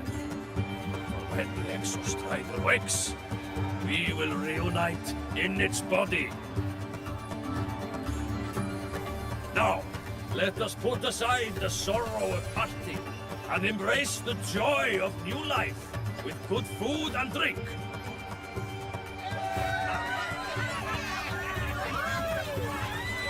But heed this, my friends. Too much drink you will not have. Should you make a fool of yourself in tomorrow's rite, help I will not give.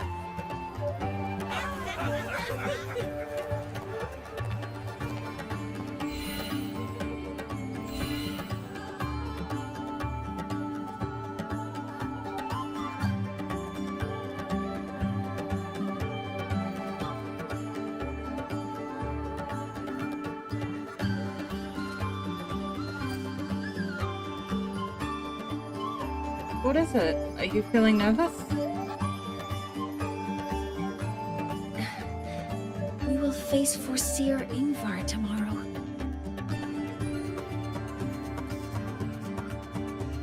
I've simulated 73 possible outcomes, but even so, I can't cover every scenario.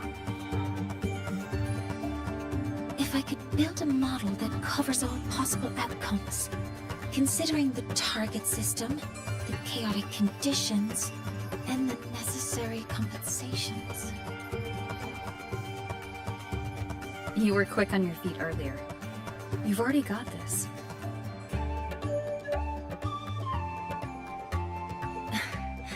That's because I believed your approach was effective. I tried to follow along. Did I really do well? Of course, give yourself more credit. Good.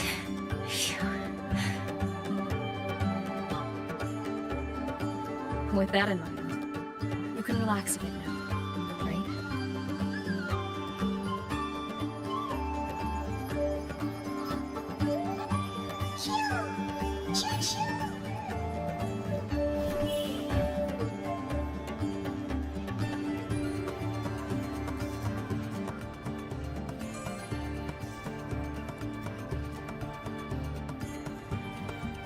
What's this cutie trying to say?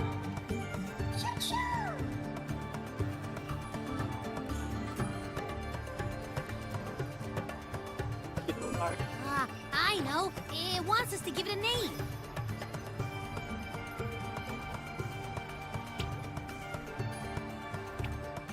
Well, since it's really trying to buddy up to us, how about we call it Buddy?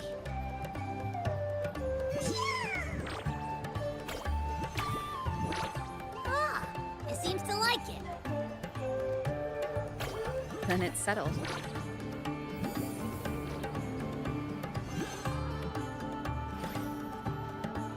Well, that's a relief.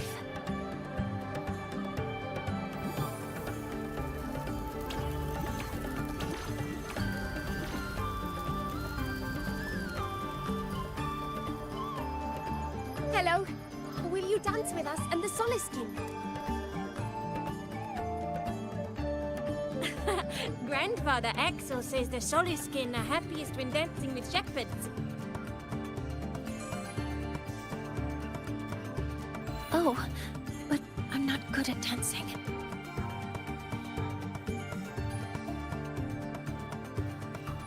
I'll join you. Let's dance with Buddy. What do you say?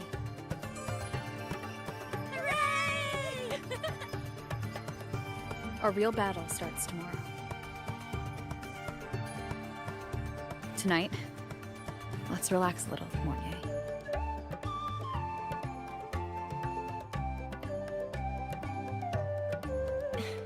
Yes, my mentor should take her own advice too.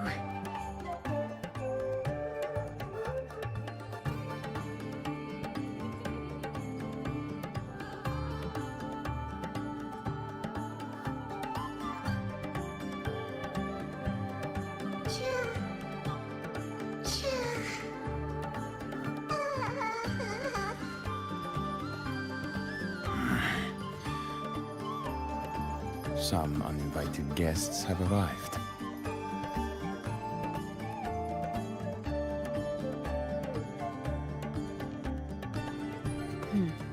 Where did Mornye go? I'll send her a message. Mornye, where are you? Yes, it has.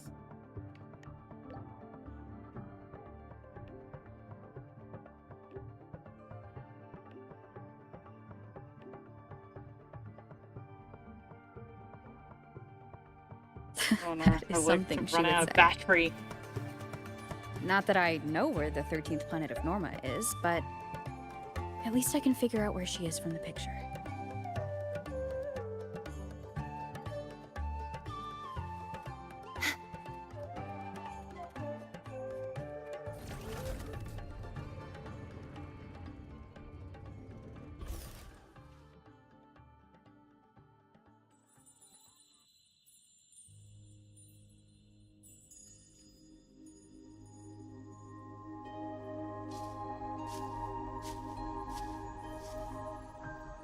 Mentor?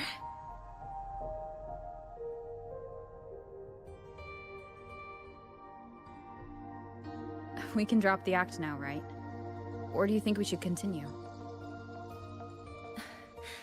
Someone might be listening. We should keep it up to prevent us from being exposed.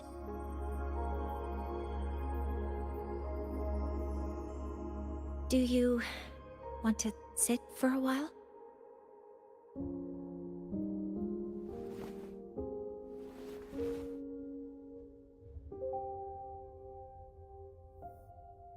Oh, your leg's holding up.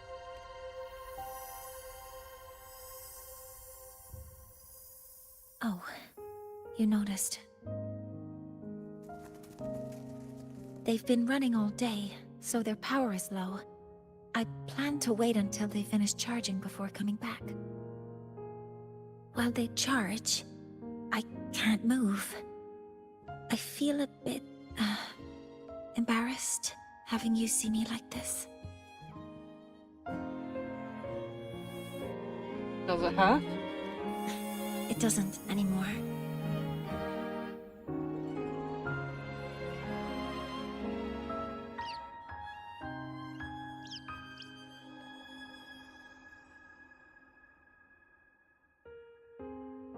Before I had prosthetic legs, I had a condition that kept me in a wheelchair. Now, at least, I don't have to worry about being immobile anymore. I can finally chase after what I really want.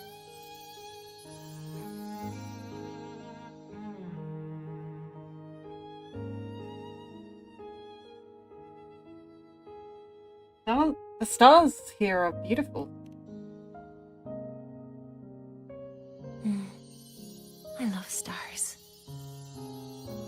Beneath Lahairoy's frostlands, the stars here are actually just lights created by atmospheric arrays.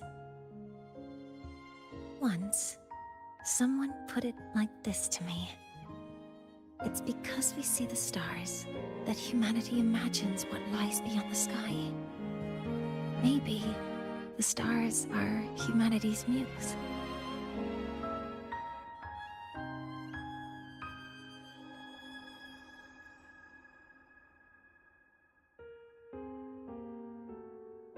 An interesting way to put it. I think so too. But I also believe that reaching the stars isn't enough. There will be a day we build a miracle that lasts longer and is more beautiful than the stars themselves. That's the dream I've carried all this time. And now, I'll use these two legs to take the first step.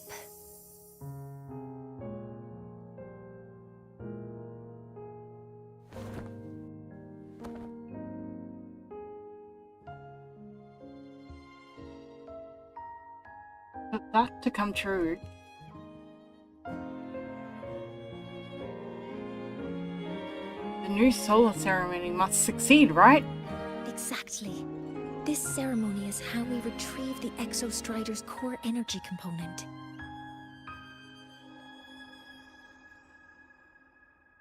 Then we'll use the multiphasic energy conversion model through the superconducting network to inject it's all the energy scientific jargon again.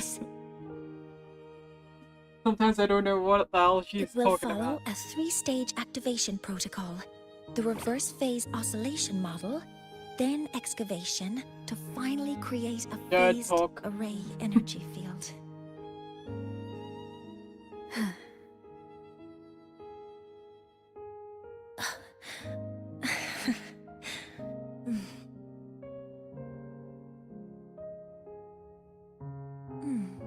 There's still some time left before my legs finish charging. Let's stargaze a little longer.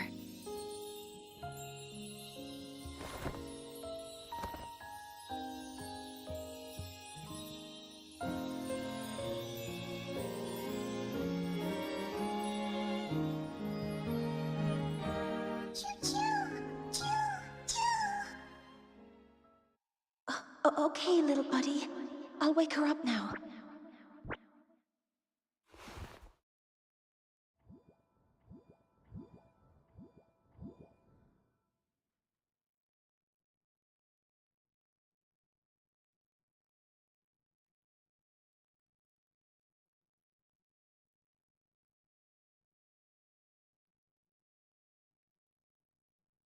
Mornye?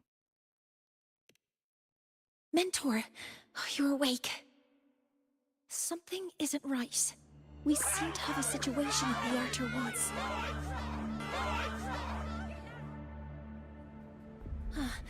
I detect signs of a void storm in the woods. Waveform. Analyzing now. So this is what's causing the panic.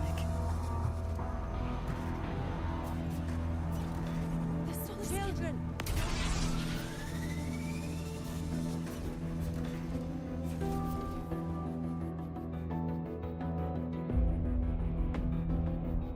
What is it that brings you here? With the Void Storm's fury upon us, it is no time to enter Bjartur Woods. This is a disaster not seen in centuries. We have always believed the Solace Tree's light protects the woods from such storms. The rite of return cannot be done. Not in these times. I urge you both to head to safety, quickly.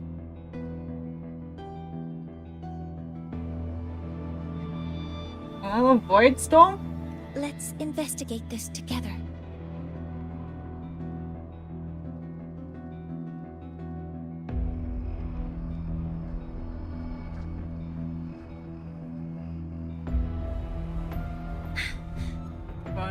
Get on the bike, girl.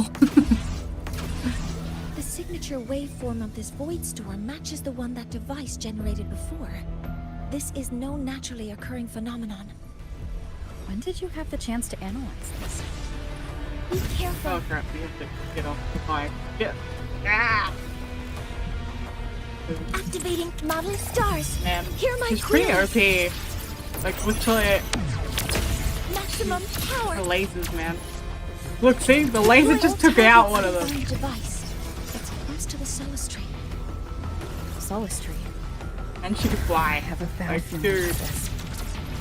I know wish they pulled on her now. Oh well, I'll have to get her next time she comes back. Processing complete. Guidance Just the ready. laser shooter. Look at these OP So many lasers, man. contaminated exoswarm here. The void matter concentration is also very high. Maybe the device Astrid had is incomplete. This could be the real deal.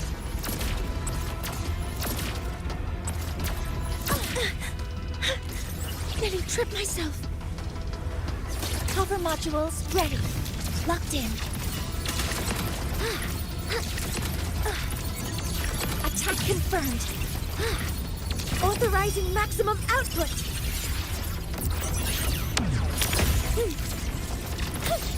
This boost is a pain in the butt. Oh.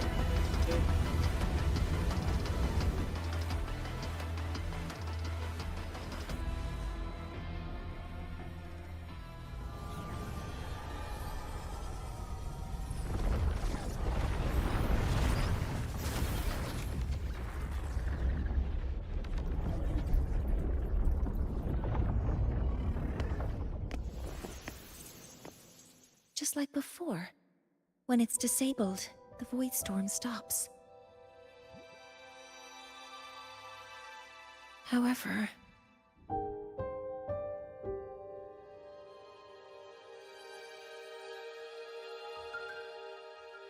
if this really was the work of Foreseer Ingvar, what would make him do something like this?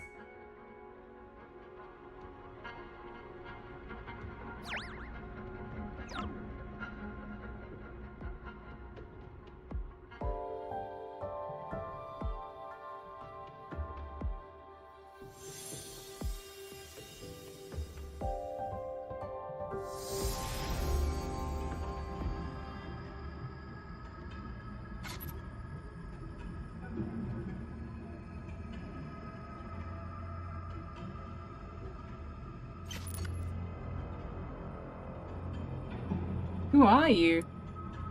Do not worry. The path has already been laid.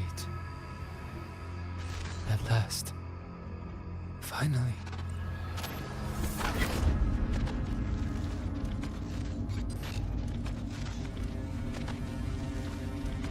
Mentor? Mentor! Are you alright? Did you see something again? It seemed worse than last time.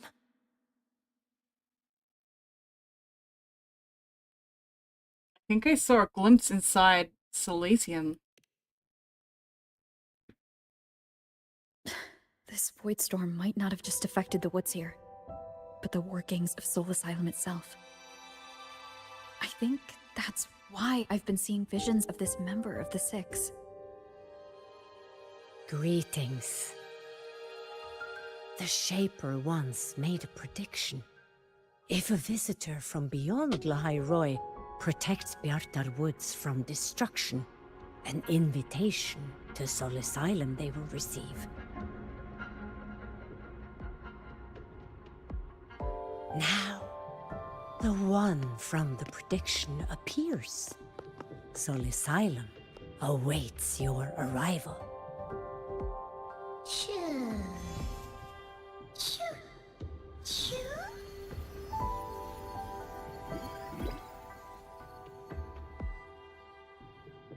Buddy?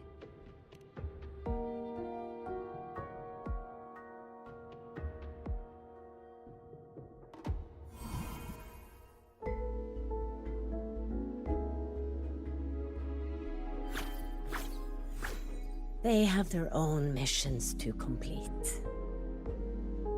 The road to Soul Asylum is here. Please, follow this path.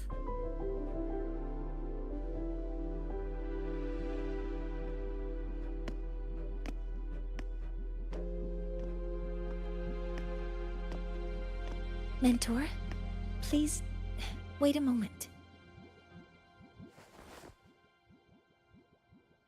There's something I want to say to you.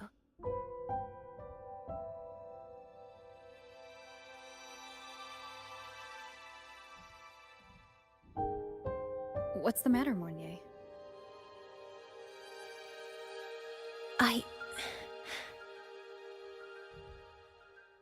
I really wish I could accompany you to Soul Asylum, but I think it's best if we part ways here.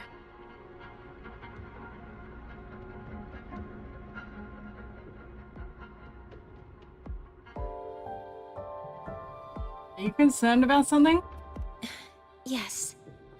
When you touched the solace tree earlier, and even during your first vision, you looked like you were in intense pain. But I lack the ability to connect with them like you do, and the Space Trek Collective's knowledge doesn't align with the ways of the Roya. In this matter, I fear I won't be of much help. Instead of joining you, I think there are other ways I can contribute, such as researching the unknowns we still face. Like the true origins of the Void Storm device? Yes. Ingvar should have been present at the Rite of Return.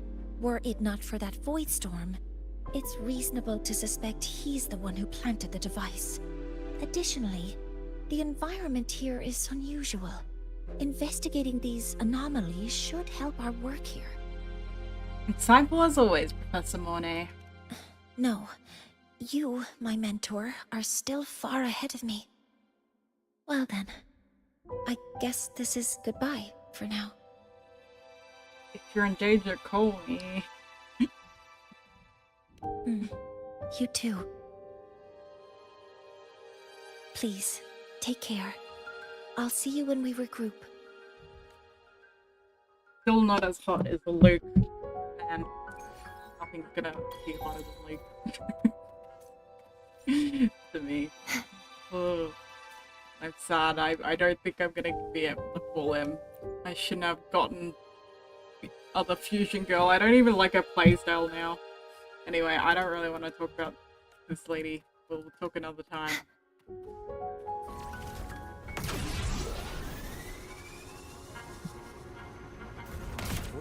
Hello, good one. Soul Asylum has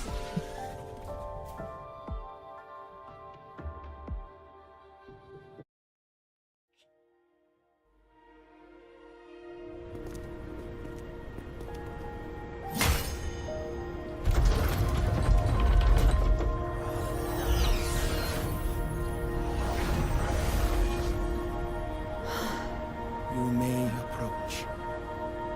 The Heliotic Six are expecting you, as was predicted. Weird.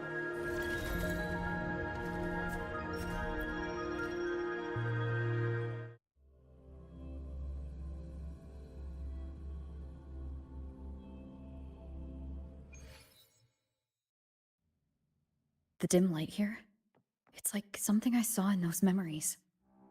From this angle, It's the kind of faint one in the sci-fi, center like I is can probably see how you got the mucked up, hey? the heliogyre they put to a halt.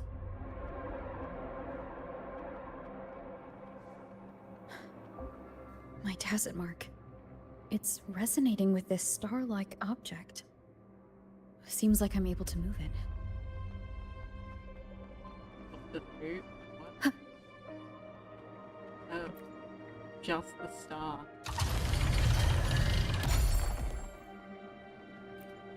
Oh, I have to turn all the eyes. Oh, this is gonna be annoying. I'm gonna have to turn all the eyes to look that way. Yep, he's looking right. This is one. And then I have to do it on the other side. Fun, fun! Okay, done.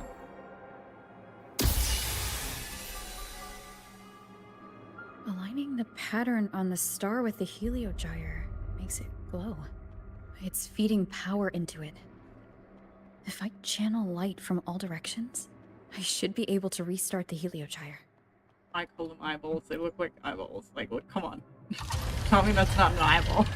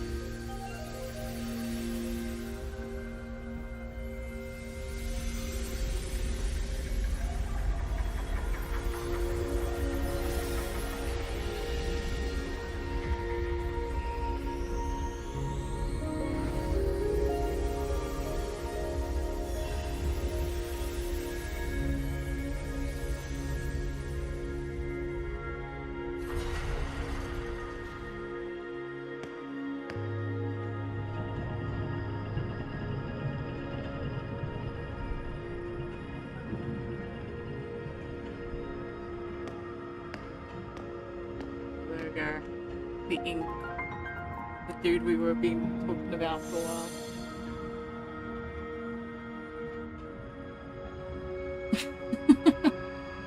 Good one. Oh, he's like some head shepherd guy that can see all. I don't know, like kind of like a prophet, you can kind of say. Has awakened. It seems the arbiter foretold in the fractured records is you. Have you been the one attempting to reach me? Yes. With great reverence is your presence here met. Soul Asylum, as you see it, is not as it once was. 5 of the 6 have lost their minds, and the light of the heliogyre no longer flows. This is why I summoned you. Tell me everything that has happened. You witnessed the void storm in Bjarta Woods, yes?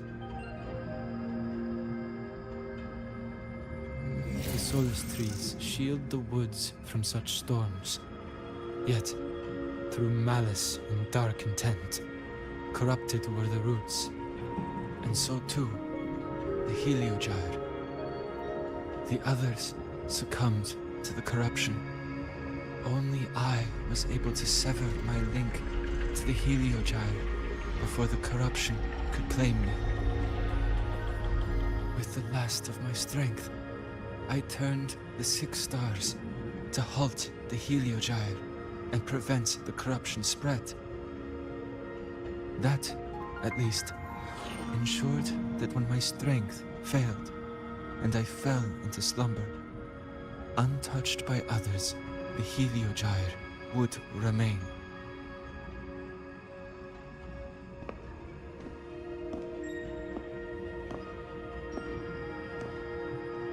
No one, save for one. Me? Correct.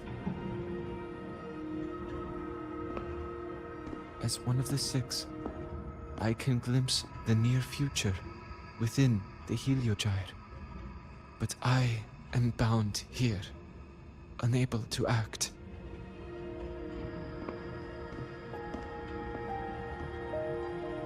All I could do was send a Soliskin entrusted with my message to you. That Soliskin that vanished just outside the academy. Because of your actions, the source of the corruption has stopped. The stars are now aligned, and the Heliogyre turns once again. But the other 5 are no more. They can no longer fulfill their roles within the Heliotic 6. I have one final request. But before that, allow me to tell you what the Heliotic 6 truly are.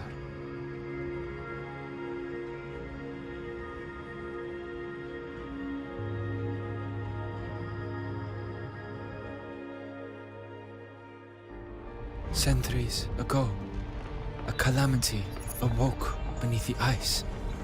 The void devoured all, erasing every trace, every existence. In darkness, the Exostrider's blade sealed the threat deep below. It drew its fiery drive, a light that would never fade, lifting it high over the highway sky. Under its glow, the frost did melt, life blossoming with Exoswarm aid. Yet, the calamity stirred. Its remnants ravaging the living. Thus, the 6 wisest among us became the Heliotic 6.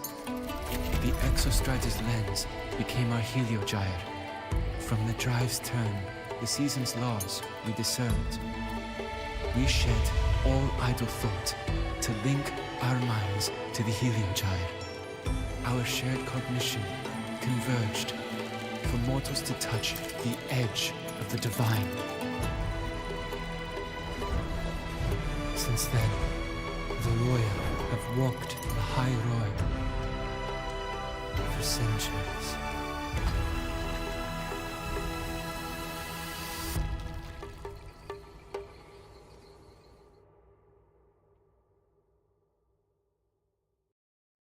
The 6 shared their computational power, weaving a vast network to reach the Exostrider in a dimension beyond mortal understanding. The data we provided to the Space Trek Collective was interpreted through this network. But now, the only one who can continue the calculations is me.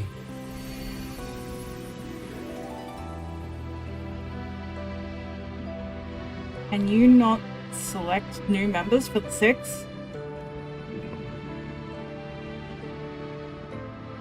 The ones chosen for the 6 are born with resonance with the Heliogyre.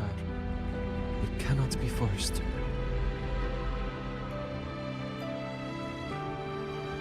Now the remaining 5 cannot calculate, and there are not enough worthy successors. Even if the Heliogyre resumes its rotations, unable to interpret its readings, we will be.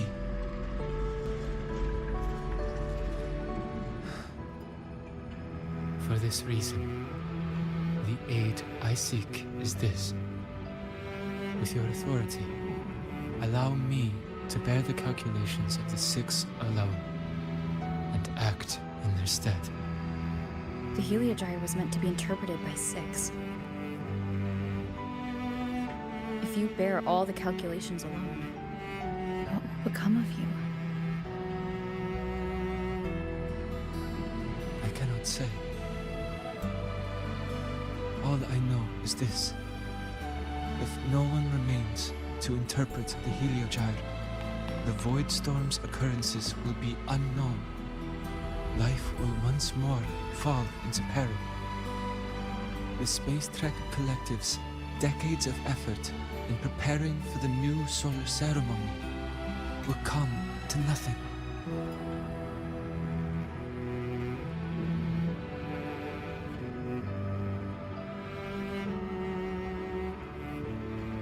To ask this of you is too cruel.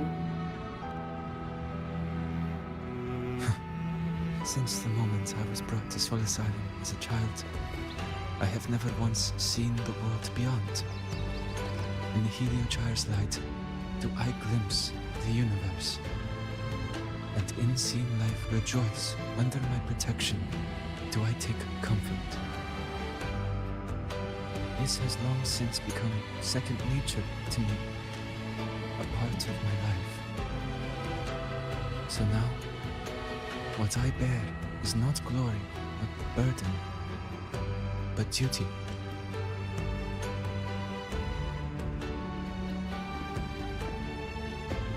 Arbiter, please, grant me this authority.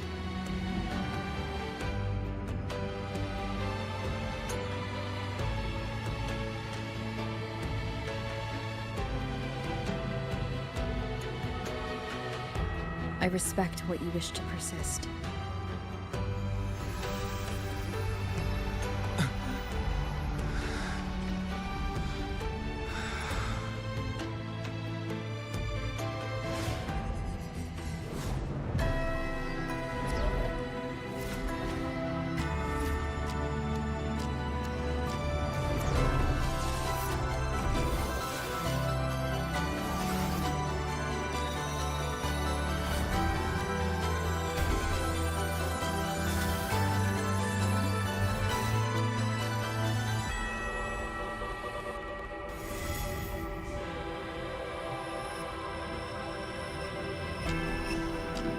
And then he becomes one with the eyeball.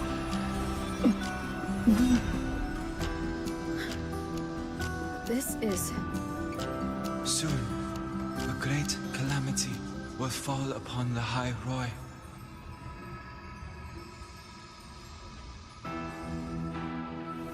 I will share all that I know of the Heliogyre with you. When you call, answer, I will.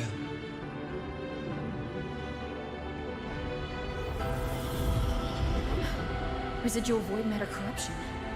I need to find a way to cleanse it.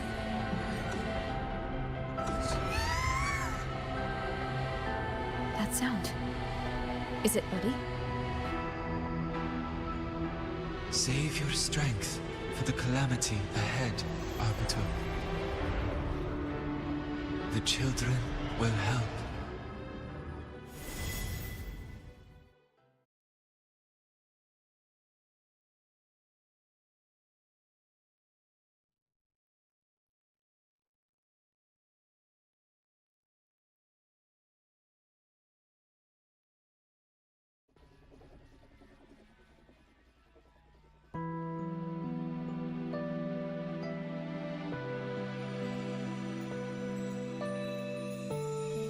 You blinded me with light.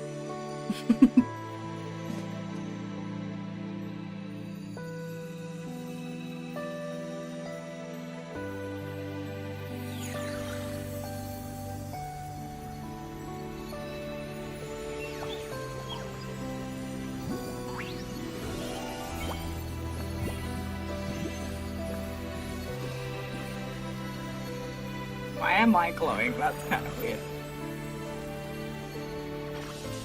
I'm glowing.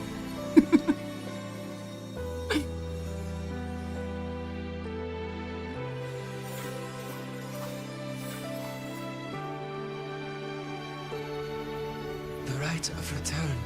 The ritual that once sealed the calamity deep underground. Just now, the children have offered their strength. The Heliogyre can once again begin its rotation.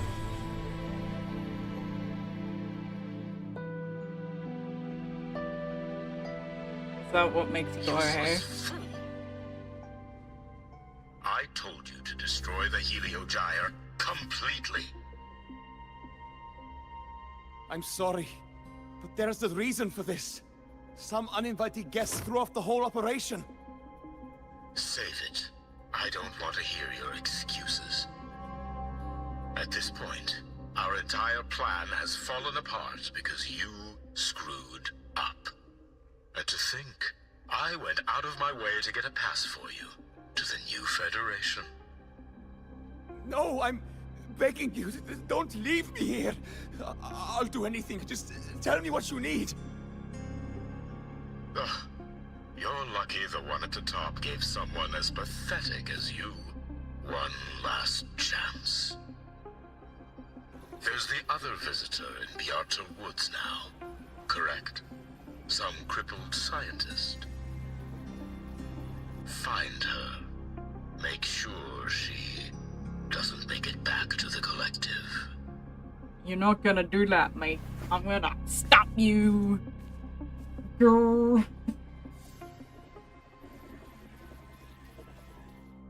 Don't you touch Mornye. Since Mentor is already headed to the Heliogyre, there are signs of void matter contamination in the plants and water. If I follow these traces, I should be able to find the source.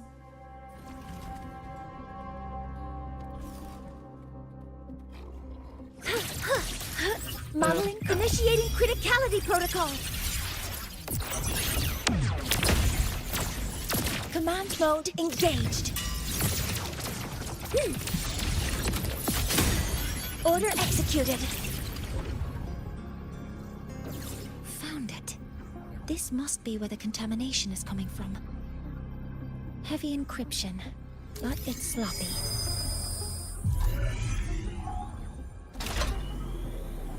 There we go.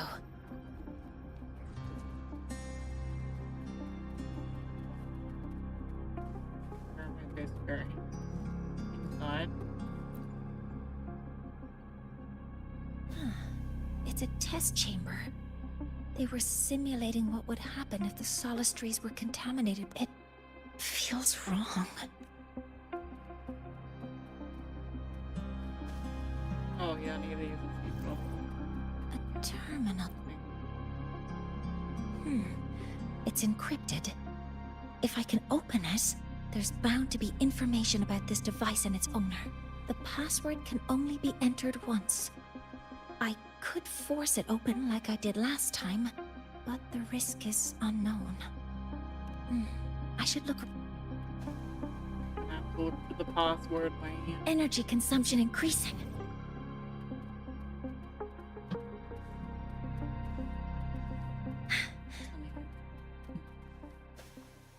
There's gonna be other stuff I can investigate around here. Oh, there. Yeah, stuff I need to look at. And this will give me the password. This must be the device capable of generating. It's consistent with the designs we found earlier. This looks like the unit that Astrid found before. It seems all the devices were produced here.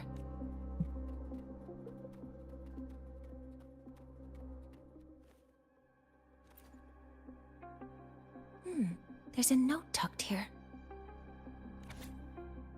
Okay. 7364. 7364. 7364 is the most likely the. There are two types of handwriting. So based on Astrid's testimony, one of them must be that Ingvar. The odd from the note, they changed the password after each terminal use, and leave the new one here. The newest password is...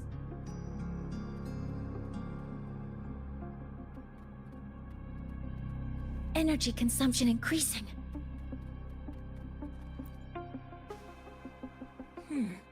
It's encrypted. if the password can only be entered once. 7364. There. Keeping the password like this. Good thing Ingvar isn't one of my students. Okay. Formicism relies on a link. Blah, blah, blah, blah. Something about necessary costs, the advancement of civilization. Proposal not approved. Space Trek Collective Research Institute. Okay. This is a Space Trek Collective project proposal. Evaluation result. Ingvar's the guy that you saw earlier. Approved. And The these guy that's marks on the trying to kill her devices. pretty much at the moment because the Looks like I'm going to need voice her help dude again. told him to.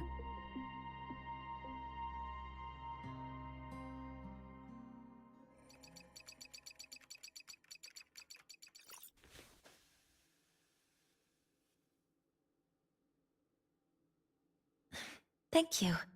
It's a pleasure working with you as well.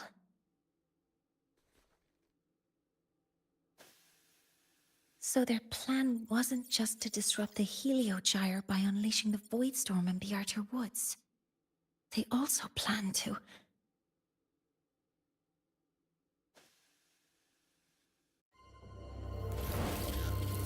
No! Don't get stung, girl. Yeah, see? She's too smart. You can't kill her with bees. Scientist. Crippled. It's you.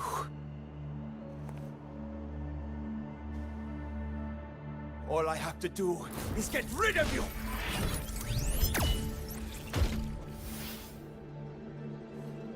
Weakling, man, you're a weakling! I'm not really good at dealing with this kind of conversation.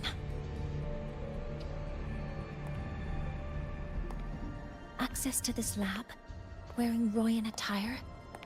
You must be Ingvar, one of the successors to the Heliotic Six. Heliotic 6.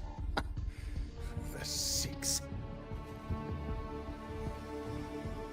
Just because of my resonance ability, would I be forced to spend my entire life trapped in that Heliogyre? They call it Aroya's highest honor. But did they ask if we wanted that fate?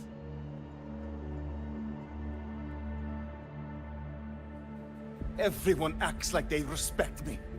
But the only one who truly wants to help me is that good lord from outside the tribe. From outside the tribe? You've joined forces with the Fraxidus? Huh? What's that?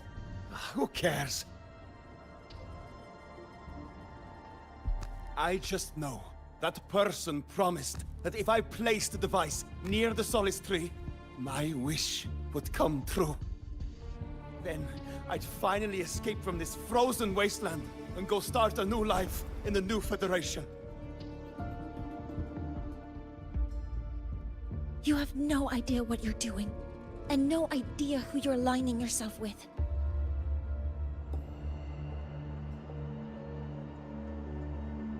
This project proposal comes from the Space Trek Collective, dated 10 years ago.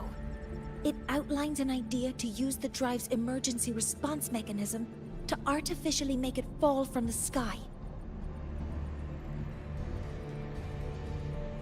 And the method for triggering this mechanism is to pollute the Solace Tree's root system with void matter, making the reactor drive determine that the Threnodian had breached the lock.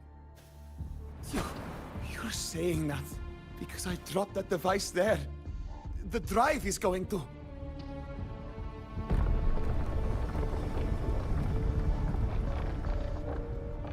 Thomas. Mornye, the Heliogyre is operational again. We can get the readings you need for the new solar ceremony. But something happening out there isn't right. Yes. Once I handle something here, I'll regroup with you. Move aside. Before the drive falls completely, I need to go back to launch Helios.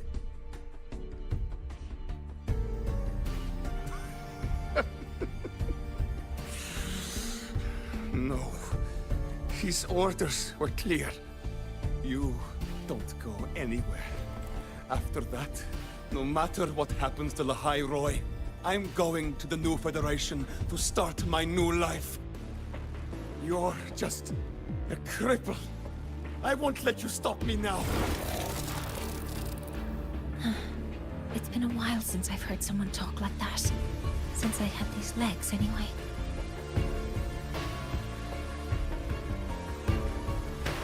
How ableist of him, hey?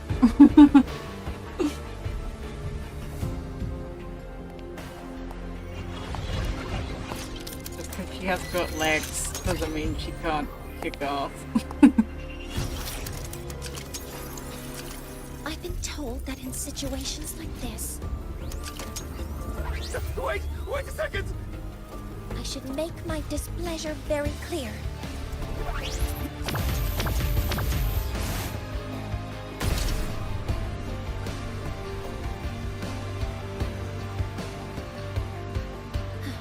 All right.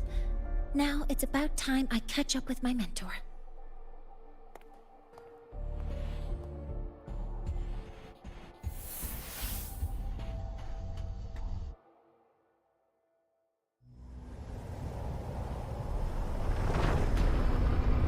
No! The sun's falling! Mornye! Let's go, mentor.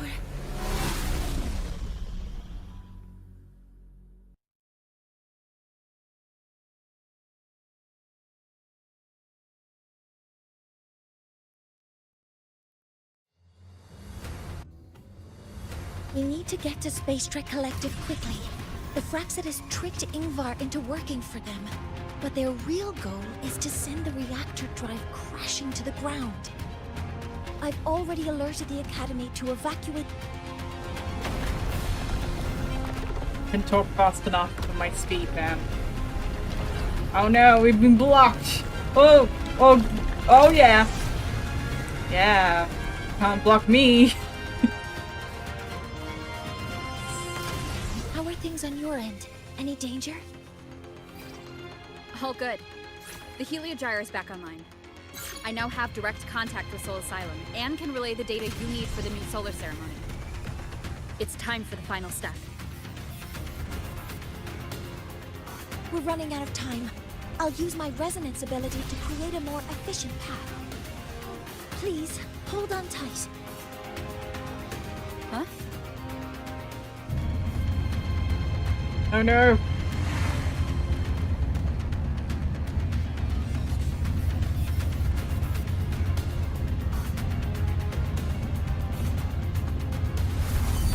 I was about to say, like, are we gonna go off the cliff? What was the name of us? She will make a random ramps come out of the ground.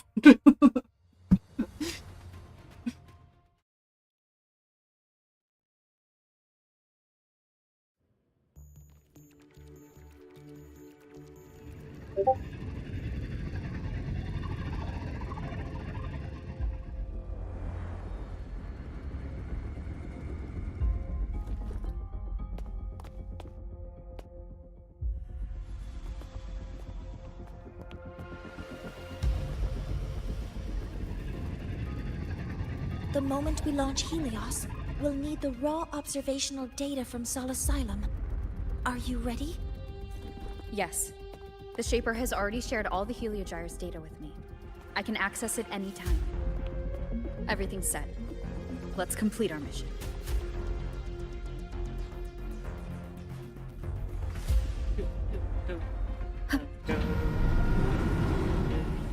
Thanks.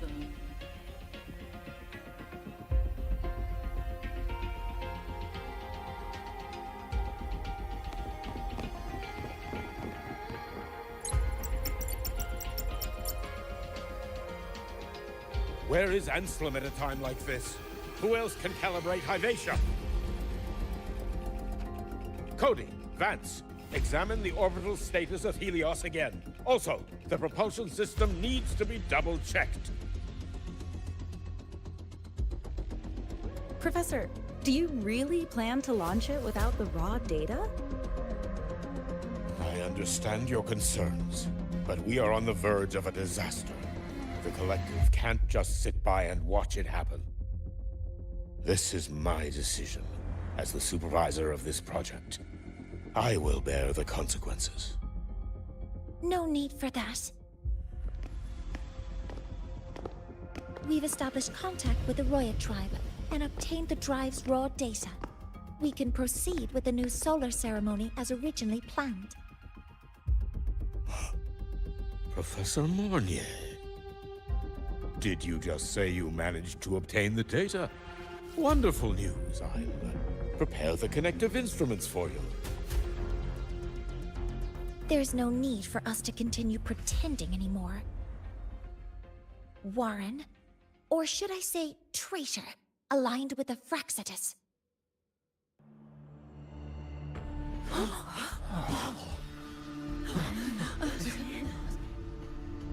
That is a serious accusation, Professor Mornye.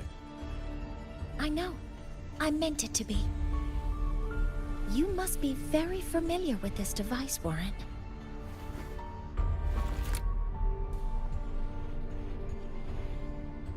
You handcrafted it to avoid leaving usage records. A clever idea. But since it is a personal creation, the marks left behind are like fingerprints. These are your marks. They've betrayed your deeds. Warren, you've desecrated the hard work of everyone involved. Anslem's experiment accident, your current position in the project. It seems the Fraxitus played a part in both, didn't they?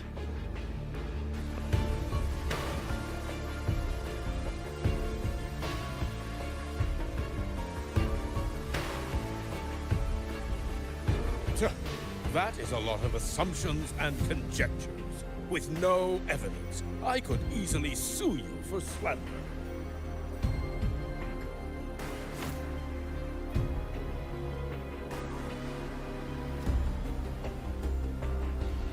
You're right. All I have right now are assumptions and conjectures. But my ultimate goal isn't to have you face justice today. Once we've identified the suspects, we'll have plenty of time to gather the evidence. What I need in this moment is for you to step down as supervisor of this project. The one taking over will be me. One more thing. Your subordinate provided us with some key evidence already. You want me to testify against Professor Warren? That's practically perjury. Sure, I could work some verbal magic, but honestly, I don't even know who I'm dealing with on the other side. It is a dirty tactic, but it's effective. I'm confident in my analysis of those devices, but we'll need the university's verification to use them as evidence. In the limited time we have, the quickest way to detain Warren is your testimony. Professor Mornye... You can keep this recording. If I'm wrong, it'll be your guarantee later. Or you can refuse. Nice working with you, then. Thank you. It's a pleasure working with you as well. How did that traitor manage to...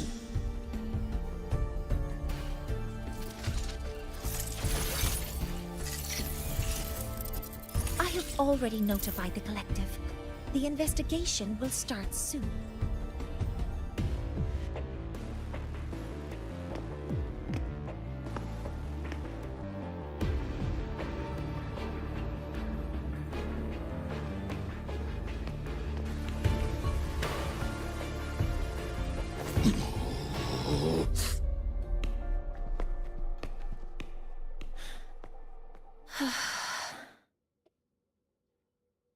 From here on out, Rover and I will be overseeing the launch procedure.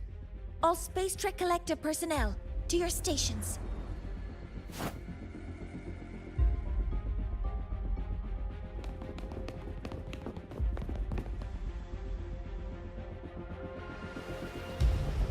Rover, please input the drive's raw observational data into Helios. Shaper, can you hear me? Of course. To you, have all the Heliogyre's readings been transmitted? Then everything's ready. Let's commence with the new solar ceremony.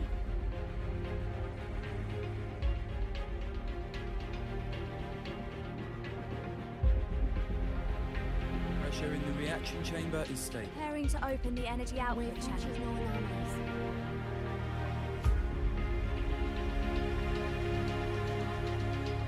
Helios launch sequence initiating. Void matter module calibration complete. Core energy system operation normal. Astros propulsion system primed and ready. Helios is ready for launch. Reburner ignition successful. 5, 4, 3, 2. Let our light shine in the sky.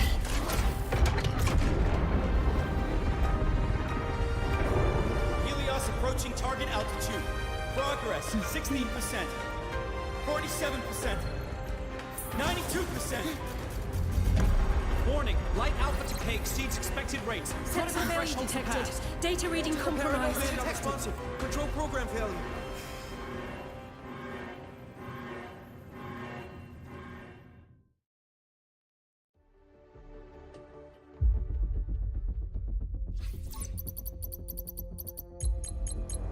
Cause found! The Hyvatia detector signals are jammed. Large-scale, highly concentrated void matter detected on the surface. It's surpassing the measurement threshold. Calibration can't continue. At a time like this... Adjust the measurement location. No, if the impact is this widespread, any adjustment would be pointless. Modify the detection components. No, even if theoretically feasible, there's no time to construct them.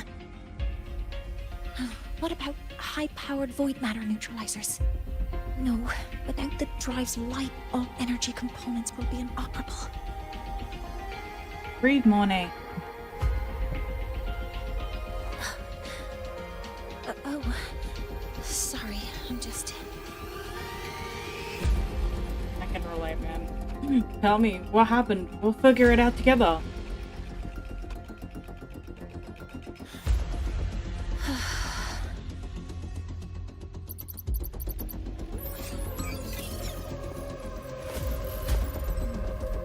The launch failure is caused by the detector's inability to measure the drive's operating parameters. That's due to the high concentration of void matter interfering with the readings. There are two potential solutions. We could increase the detector's tolerance to void matter, or we could eliminate the surrounding void matter. But neither of those options are feasible in the time we have.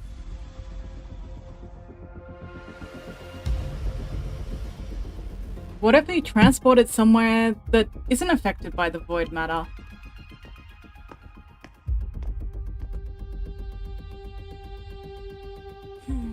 That's not realistic. The only places that aren't affected by void matter right now are Bearter Woods and Star Torch Academy under the protective barrier. Or the Institute thousands of meters above. High altitude. Looks like there's another high altitude spot. Do we have spares for Hyvatia's measurement modules? Yes. Researcher Anselm left behind several prototypes. I'll go fetch one from the warehouse. But what do you intend to do with them?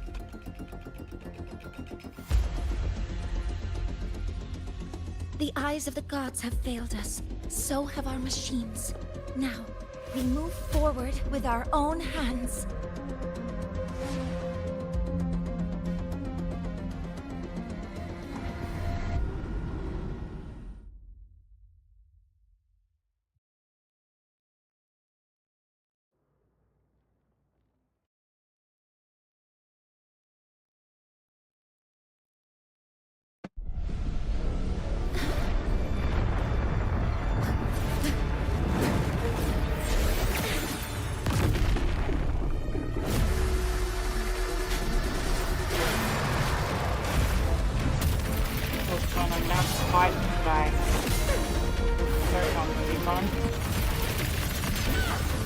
I feel like this is gonna be our boss. Like,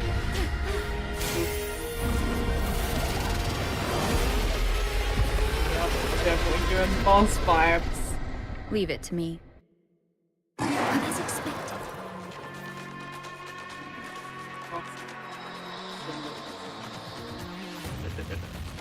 The reactor drive is protected by aggressive exoskins acting like the immune system. It appears to actively absorb surrounding void matter to maintain the drive's stability. Contact with its cause is highly hazardous. Be cautious. One with the sound.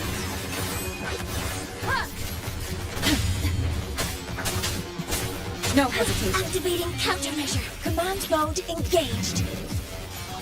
I'm detecting strong energy signals from the target. Please be careful. Stars, hear my queries.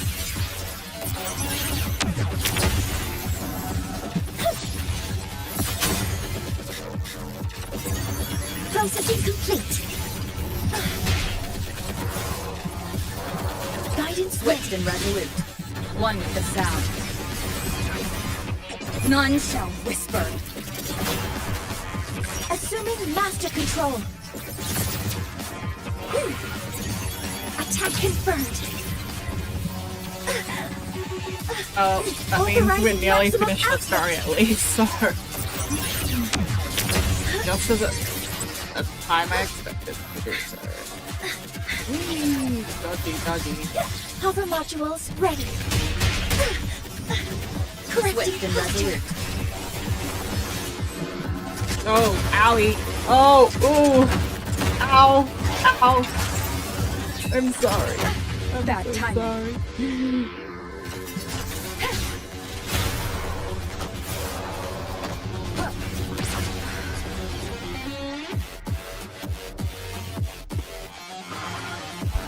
Hey, sorry, my cat kind of just got in the way.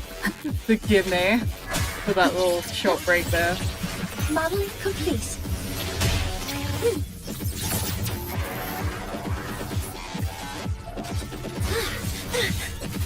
Deploying force field. It's actually one of the easier bosses I've faced so far. Like, you should have seen Linnea's boss. I was getting way less HP taken off me than this Initiating one. criticality protocol. Leave it to me. Processing complete.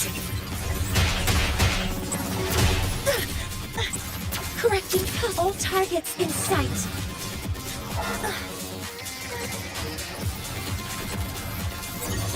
Attack confirmed.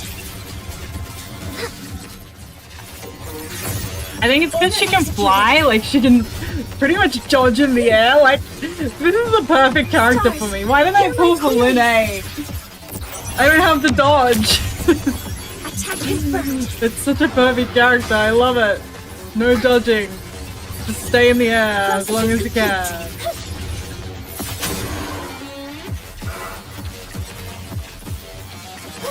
Activating countermeasure. Modeling complete. Hover modules ready. Ready to trip myself. Watch its position, Mentor.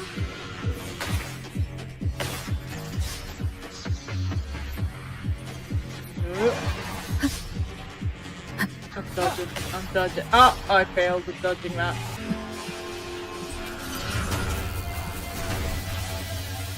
Where is it? Down. Oh. Yo! Assuming master control. Initiating max power output. Suppressing target. Do it.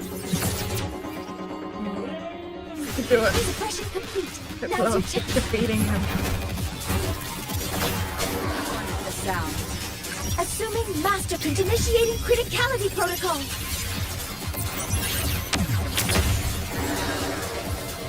Guidance ready. Okay, we know that.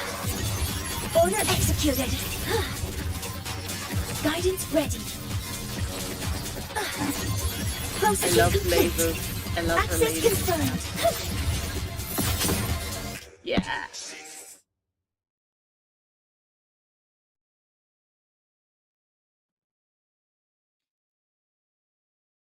It's just like science. They take forever to get to the point. Maybe that's why her ults are so long. Approaching the target location. Preparing to receive data.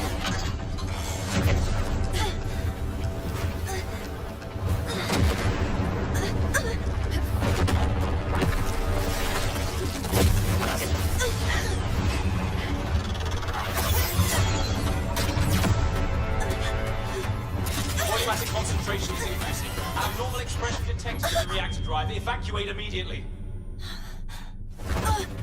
Repeat, evacuate immediately.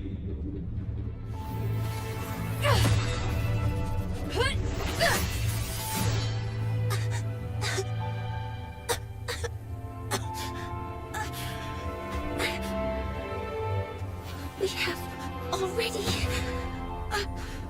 come this far.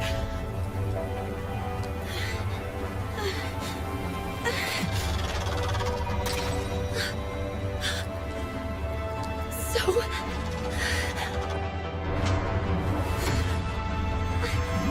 I'll take that final step myself.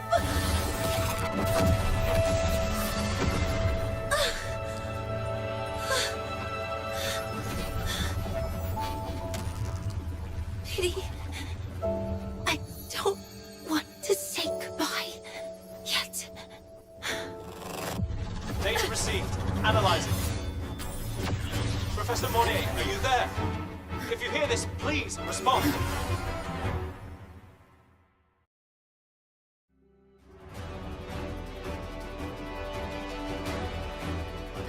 That light just now. Mornye must have entered the reactor. Rover, the Space Trek Collective is connected to your vehicle and will provide assistance. We can't breach Professor Mornye. You're our only hope now. Leave it to me. I'll fight.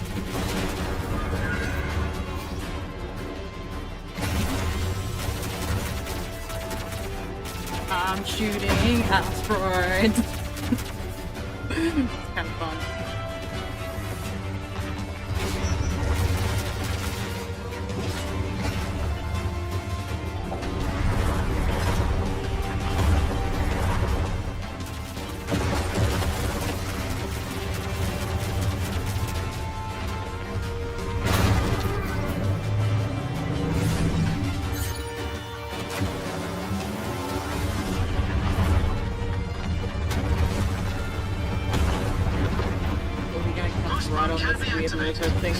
A worm, should I say?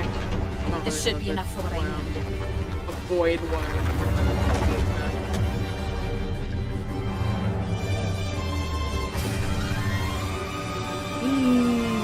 That's the biggest jump we've done in this whole game.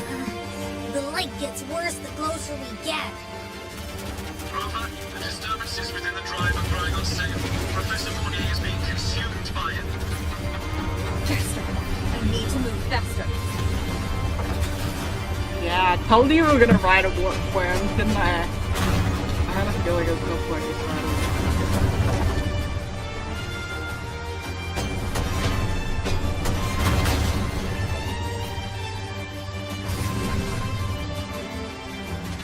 So, let's try out the Institute's meter.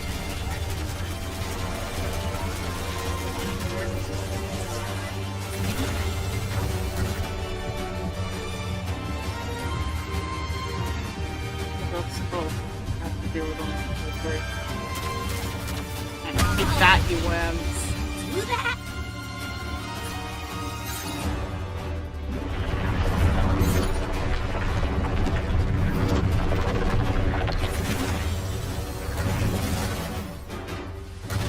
That was pretty cool. It was way funner than the last one. Mornye, you've already done so much. Just leave the rest to me.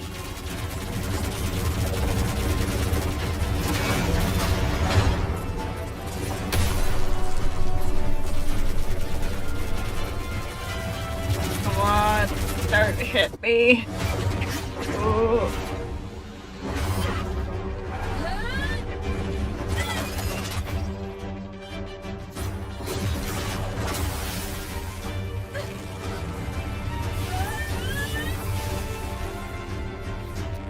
Oh, I'm battling with the worm.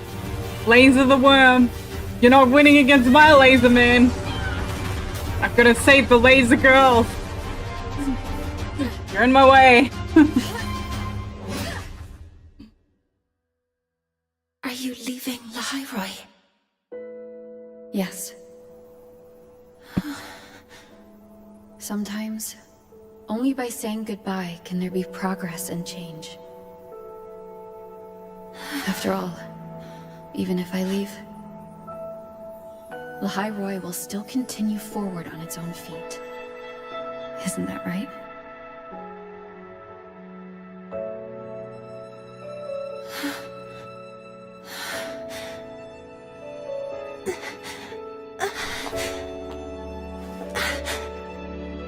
Have I reached you this time, Mentor?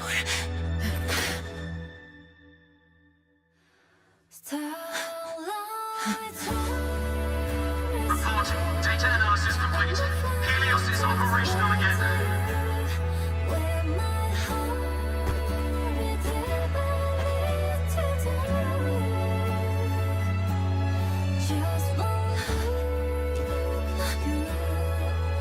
How wonderful. Sun. So beautiful.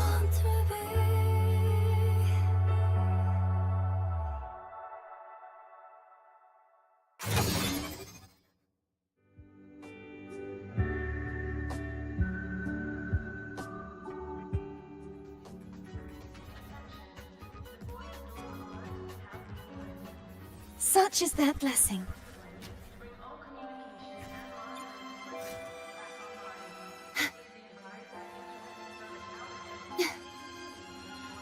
Let me climb up the wall. Yay. Little Linux. I can tell you, I think I prefer Mornye. She is the best girl. First, the good news. They've crossed my name off the mental health watch list. I'm finally free! Enjoy the sweet taste of freedom. And the bad news. Since I kinda did some falsifying during the investigation, they said I breached the rules. Huh? But since I did it to make sure the bad guy didn't get away with anything, and I actually helped out, the final verdict is I'll still have to stay on the mental health watch list for a while. So the Academy got its hands on solid evidence? Well, once you have your suspect, the rest is easy. Plus, there's one teacher whose forte can wring out the truth from anyone. But I do have Professor Mornye to thank for sending an official email that explained everything. That's the only reason they believed me. I guess that means it'll be harder to skip her classes now. Dr. Herson said she was overclocked for too long. I'm worried. You should be more worried about passing her class. Yeah, you're right. Let's go check on her. I bet knowing we're thinking about her will help her bounce back faster. Hello. May I ask if you are Rover? I'm here to inform you that Professor Mornye has just woken up.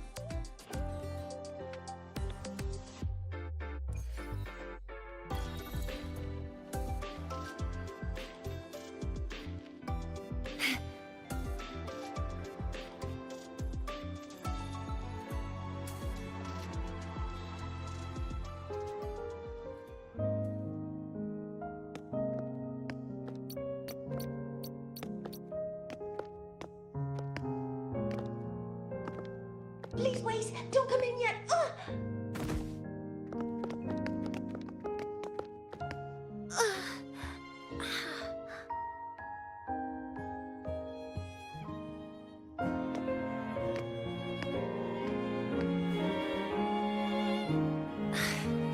Sorry. My body... I still can't move like I normally do. I've gone through rehab before, and it's been a while since this happened. Don't worry. I can handle this much on my own.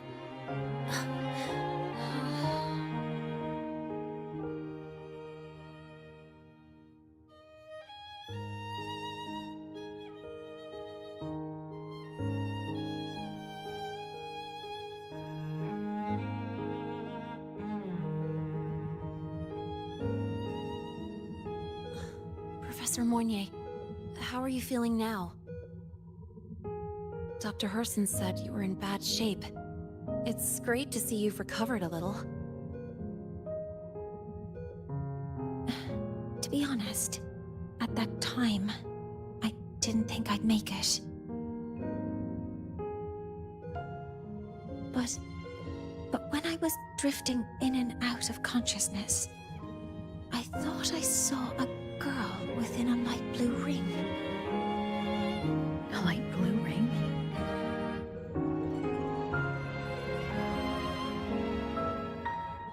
Can you describe what you saw in more detail?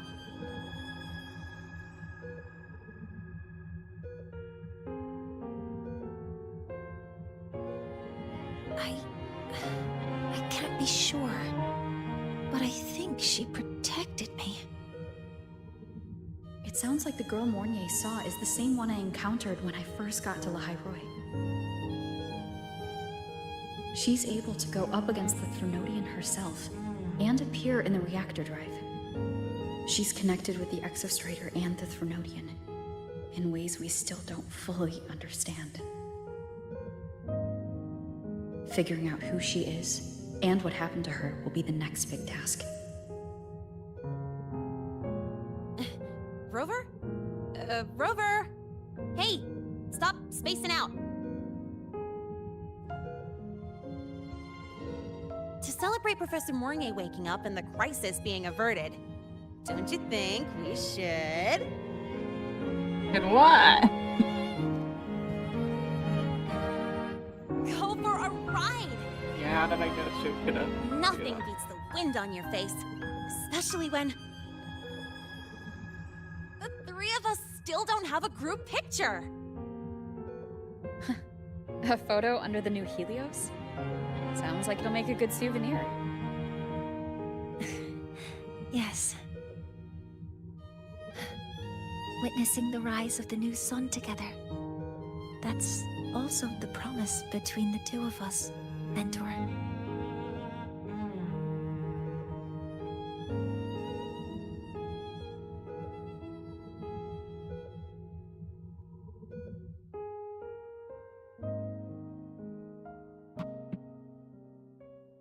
Let's go.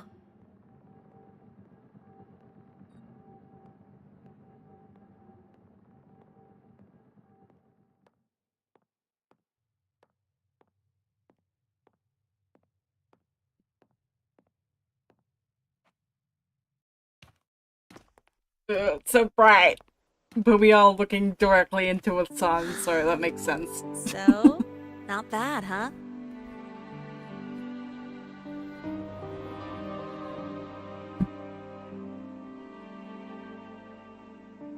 Back in the day, whenever I was stressed about the future, hanging out here always made me feel a little better.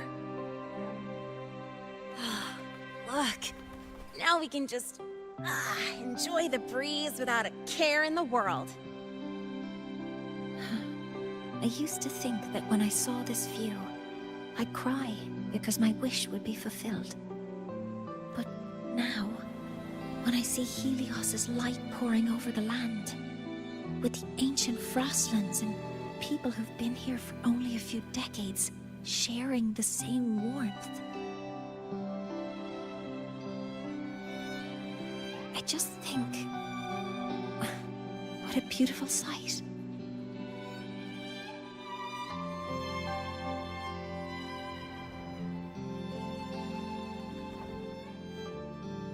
well, let's scream that from the rooftops!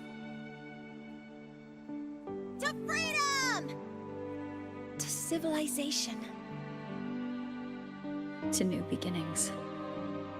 We're really shouting. Out of all, Linnea was the one that shouted the most. It's funny as.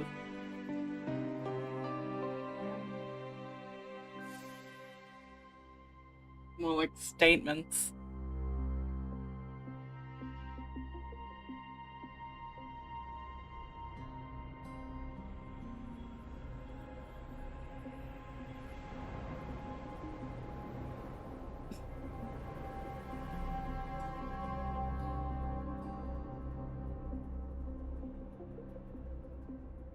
Three days ago, when Helios was launched, we registered an unexpected spike in void matter concentrations near Hyvatia.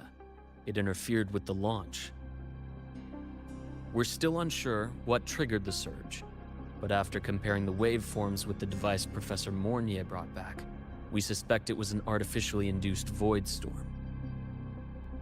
And we found you unconscious close by. Dr. Herson, I really can't remember anything. You can relax. Professor Lucilla has already given you the clear. You're not a suspect. I'm just here for protective oversight, acting as your personal bodyguard, you might say. Aren't you the campus doctor? And you're here to protect me? A doctor's duty, isn't it? But there is one thing I need your testimony on. Before you fainted, who did you see? Good day, gentlemen. Hyvatia's routine maintenance has been completed. I'll be on my way.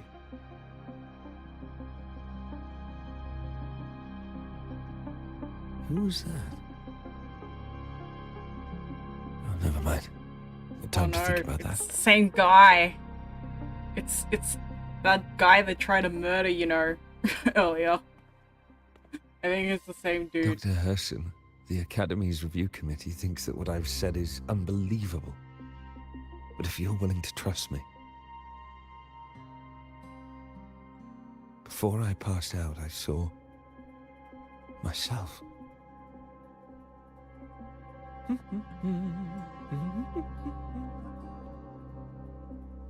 It seems my hastily chosen pawn has proven to be utterly ineffectual. It appears I'll have to add the final flourish to push the story to its climax. But no matter, no matter. I'll simply chalk this up as a poor judgment call. A band of fools who enacted a farce. Oh, such a pity, though. With this piece expended, the chapter where the girl forms her bond with a Threnodian must be delayed. But that is a tale to be savored later, right? How do you know my name, dude? It's the question mark guy. It's confusing me. Mentor, oh yeah, we have finished. Mentor, Part the wind may have messed with two. Yeah, woo! Now to do a pull. See if I can get Luke. Please come home, Luke. I want you. No. He didn't come home. Sadness. I am so sad. We have enough now to do another pull. Please. Please, I beg you. Give me enough pre-moves. I just want him. I'll have to do exploring. Like you having to grind Genshin, I'm gonna have to grind Wuwa if I want to get him.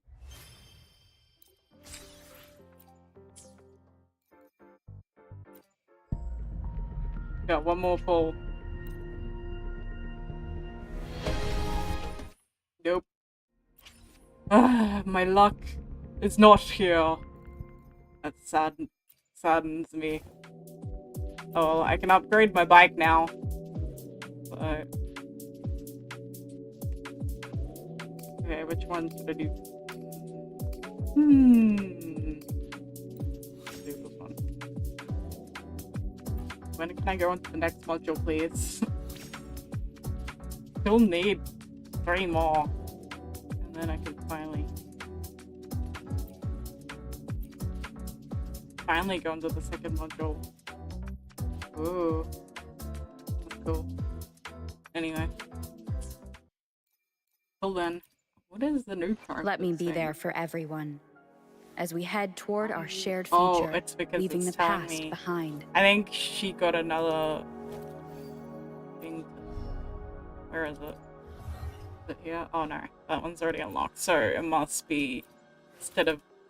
How do I change the rover again? Oh, it won't let me. Oops. I think it's because. Or should I just quickly start the next quest? Because I feel like it really wants me to. Let me be there next for quest. everyone. Read the waveline messages. Okay. It's by the pink-haired girl. How much did you get from it?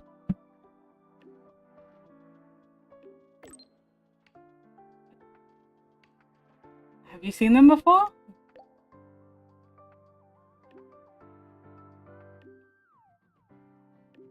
It's now blocked me from being able to change my traveler, my rover. How am I gonna do it? No, I mucked it up with Genshin again.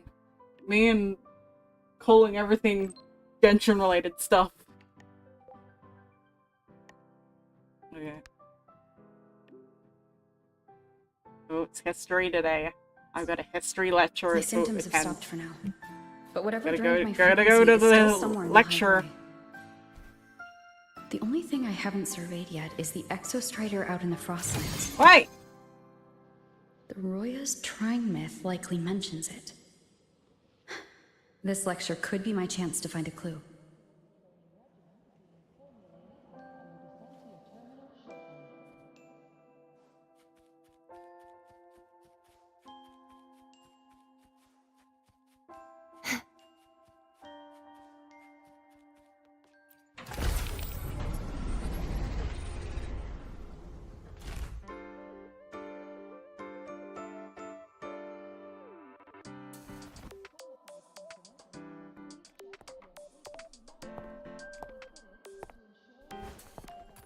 Now, we reach the second epoch of the Royan Trine myth, the Sacred Reactor Epoch. After Baldur, the sun's incarnation, had sealed the foreign divinity Huthdrungur, the Frostlands fell into an endless dream. Assistant Navora, would you continue?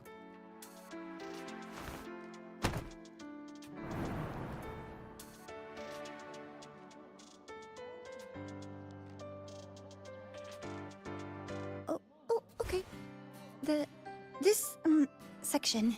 It describes how the Exostrider used its greatsword to seal the Threnodian behind the Strider Gate.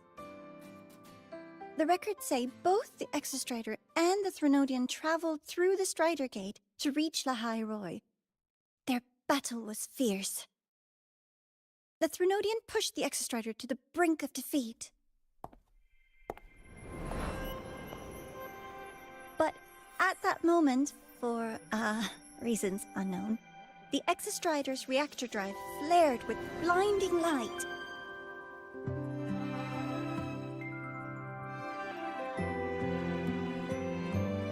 And it found the strength to raise its sword and seal the Threnodian away.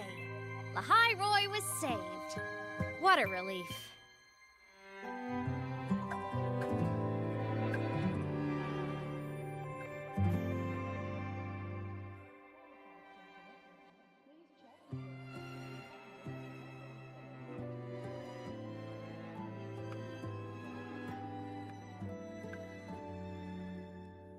Hi.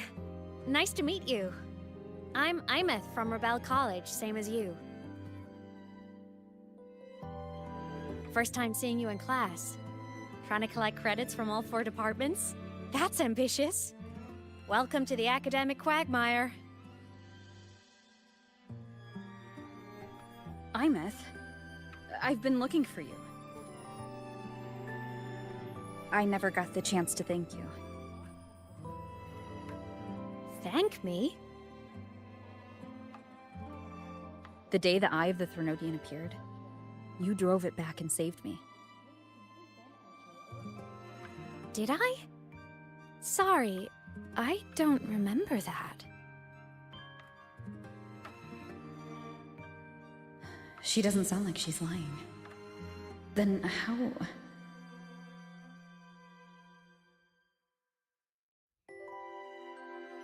A synchronist.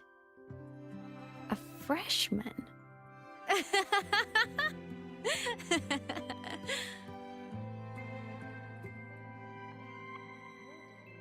What's so funny? Oh, don't mind me. I'm just not used to seeing you like this. I mean, look at you. Something's missing, though. Oh, I know! A uniform! The Academy still hasn't issued you one? They're painfully slow sometimes.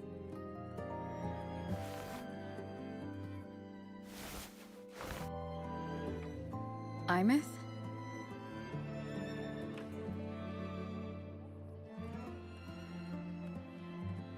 I have to go.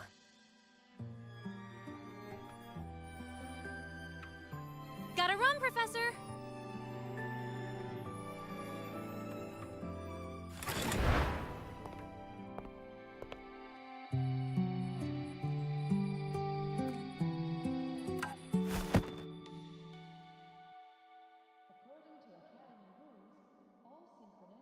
Rover, let's try to channel that enthusiasm into listening. Do come see me in my office after class, okay?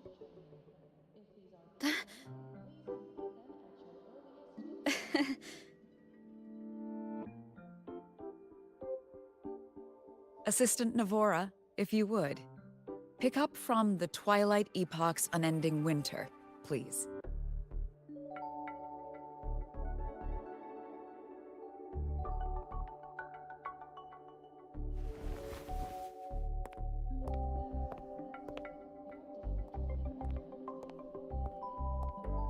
Sigrika, could you come to the library with me?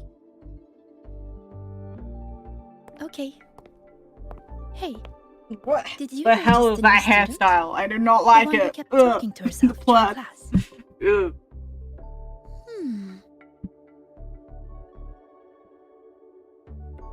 I will get Purple Mummy whenever she comes out. Give me the teacher. She looks like she's gonna be playable. Make her playable. I'll be Rover, sad if you don't make her something playable. happened She's during too. class, didn't it? Oh, she looks so good.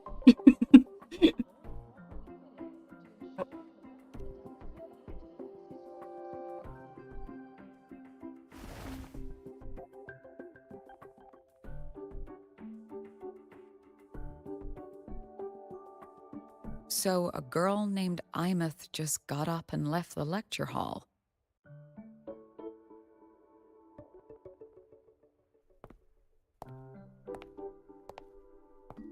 I never expected to hear that name again. Certainly not like this. Perhaps you've just had a run-in with a ghost. Ooh, it's a ghost! After all, you were the only one who saw her. President Lucilla, what do you know about her? Stay at Rebel College long enough, and you'll eventually hear her name mentioned.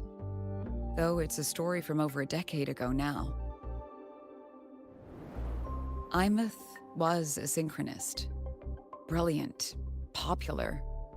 Professors had high hopes for her. Then, during a piloting drill, she simply vanished. She climbed into a simulator with the others, but when the cockpit reopened, hers was empty.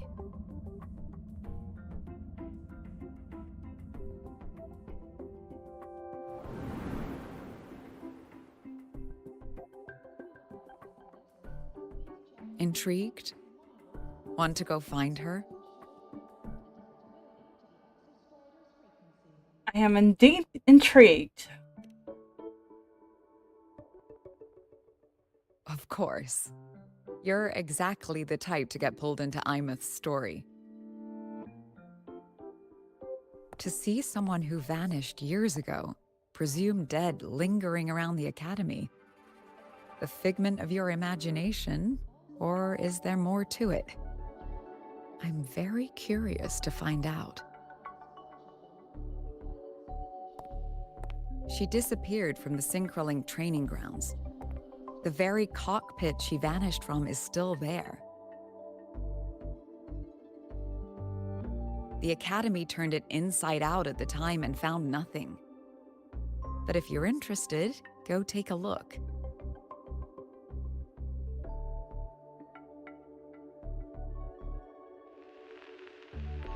I expect you'll dig up some new surprises for us.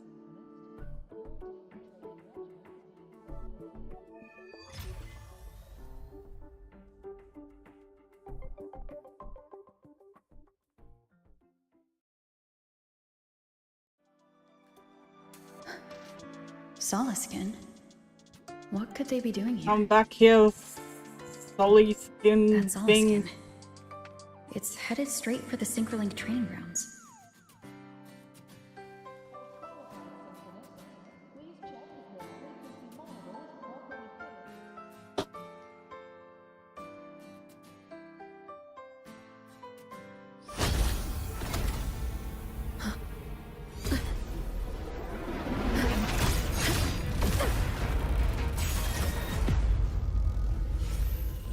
My frequency loss. It's getting worse.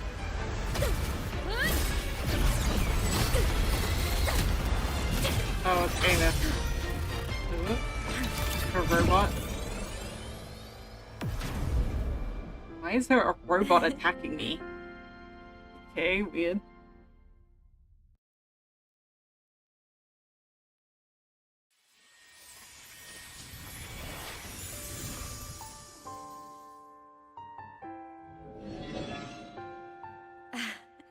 And nope.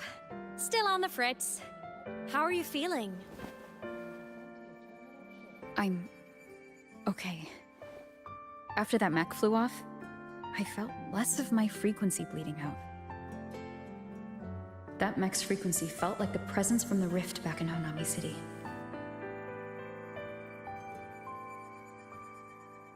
Imeth, that mech only left after it saw you. After you clashed with it. That's twice you've saved me. Each time I'm left with more questions than answers. They say you're the Exostrider Synchronist who's been missing for over 10 years. And your hand back there.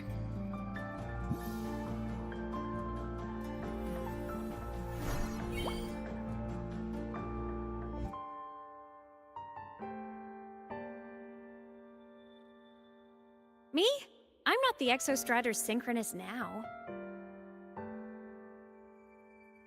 I'm its Resonator. I just died first. Call me a digital ghost. Digital ghost, man. I'm being haunted by a digital ghost.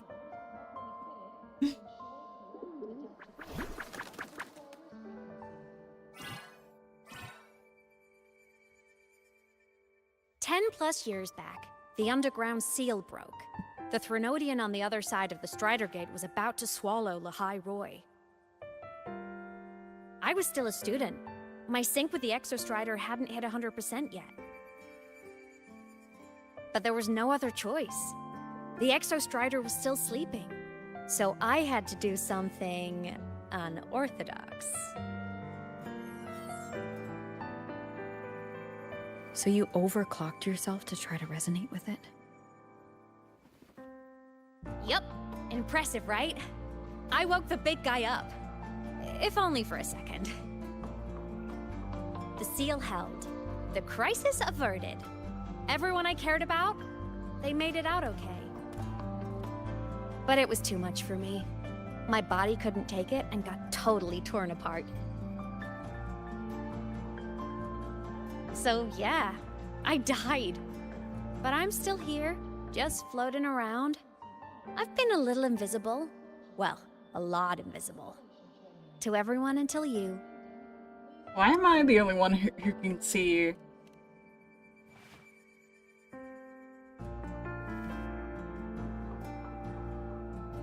You can see me now because of this little guy.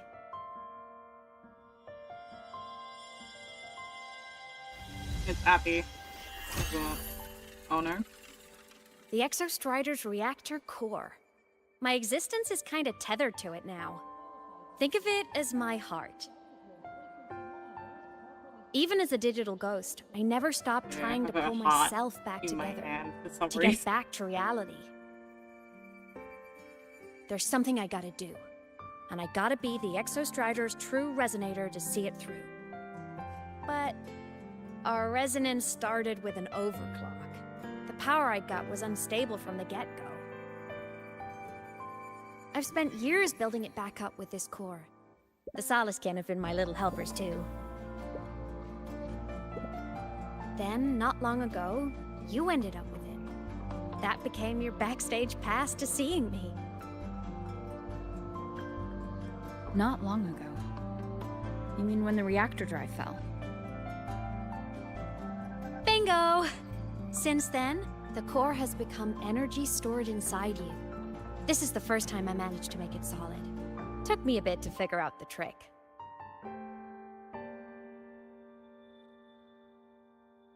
Then it was you. You're the one who saved Mornye when she was dying. You and that junior of yours were always close. We even crossed paths a few times back when I was still, well, around. Of course I'd help. A junior of mine. So I really did know Mornye in the past.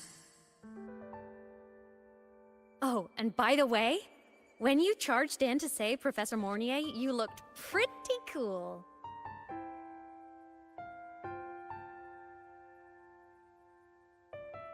You saw all that?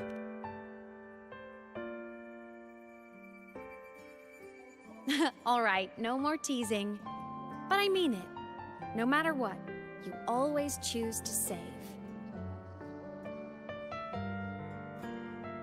And to me, that's the coolest thing in the world. The most beautiful. Anyway, back to business. The reactor core is tied to Sigillum. That's the mech that attacked you. It's like those void worms you fought. Made mostly of Exostrider parts, but corrupted. Contaminated by Threnodian void matter. Sigillum stole a chunk of my power. That threw a wrench in my whole reassembling myself project. Now it's after the core too. Since Sigillum holds this piece of the Exostrider's power, it can't be killed completely as long as the Exostrider and I exist. Now, it can only be me who stops it. And since just touching the thing makes your frequency drain, taking it down should plug your leak too. Plus, I get my power back. Win-win. But see what it's doing to me? Even with you holding the core, I keep flickering in and out. 1 second I can touch you, the next I'm fading right through. So annoying. So will you help? You've got the core, and the reactor drive is wrecked. I can't do this alone.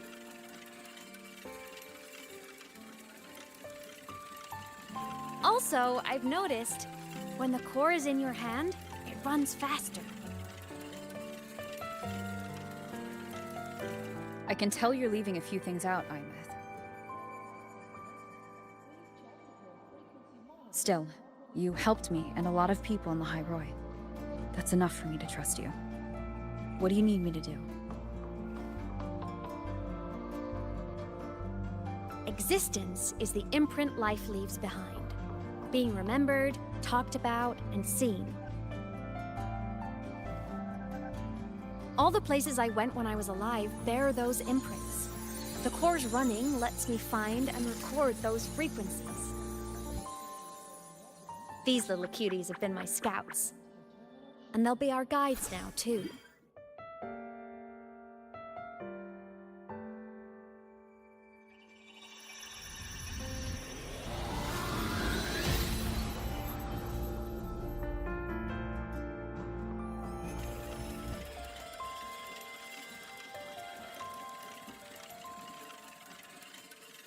Pretty easy, huh? All you gotta do is carry the core and follow our lead. I'll do it. Alrighty. Thanks in advance, study buddy.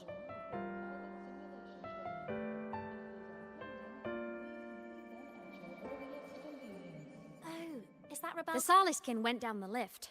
Let's follow. Before we go, I need to contact Mornye. The reactor drive was Lahai Roy's son. If I'm using the core, the Academy will want to know. Go for it.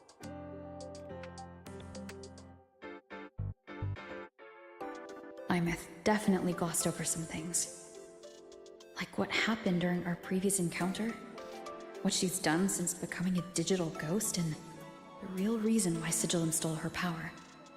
After years drifting like this, to still hold on to that spirit. Her will must be strong. Prying answers from her won't be easy. I'll bide my time. The right moment will come. Has something happened, Mentor? Tell her about the reactor core. I see. So the reactor drive's core survived the crash. It must be the key to reactivating the Exostrider.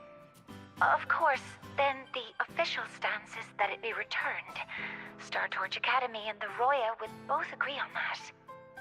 But as you said, curiosity from the Institute is inevitable.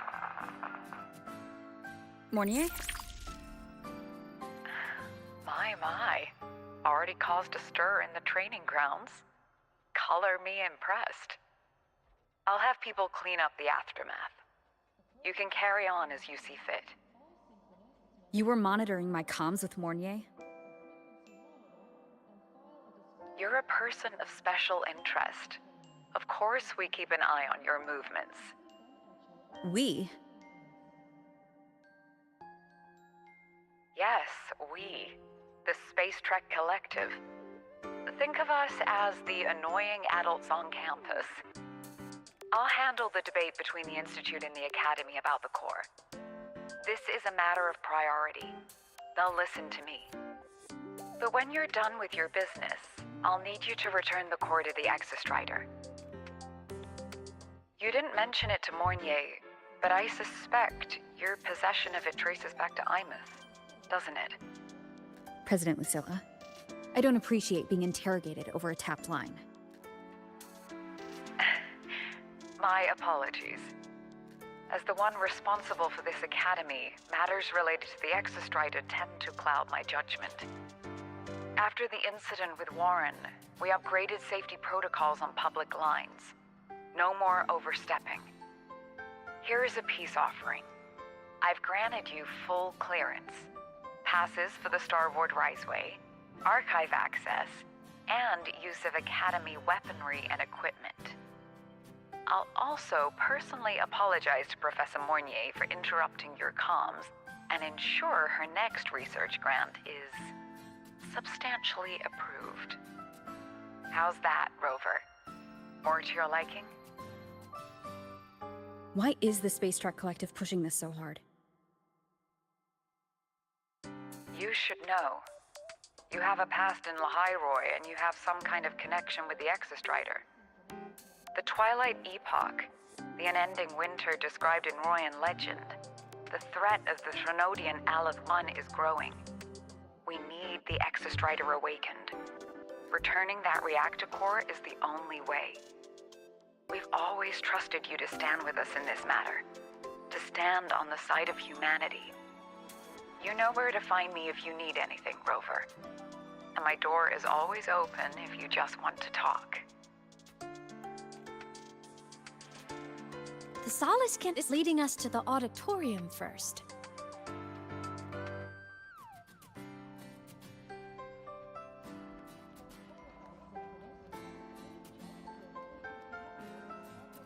The new solar celebration is almost here.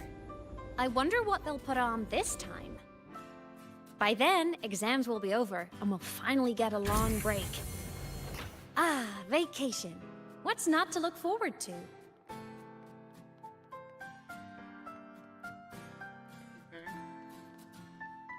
We're being guided by...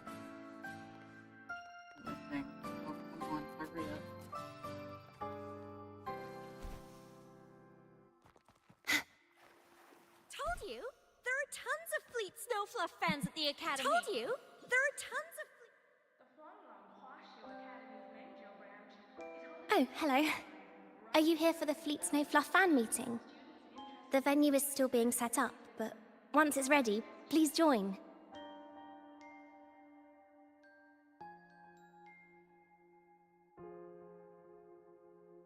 Fleet Snowfluff? She's a singer, a campus legend. She's only released online, but she's super popular. But That is a weird her thing site name. hasn't been updated in over 10 years. She posted one last demo, and then nothing. Don't be such a downer. Maybe she just graduated and moved on to bigger things. Probably never showed her face to keep her life private. Doesn't matter. We still have her music. Here, even if you're not a fan, you should give her a listen. I'm new here, but even I was hooked when I first heard her songs.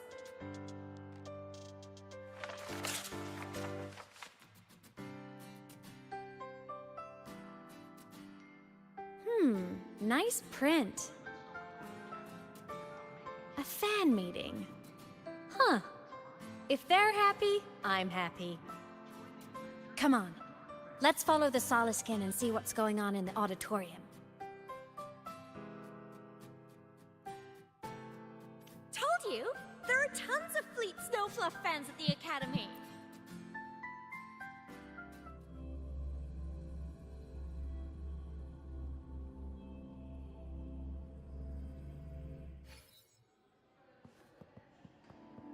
After scrapping so many drafts. The fan meeting merch made it on time. Thank goodness.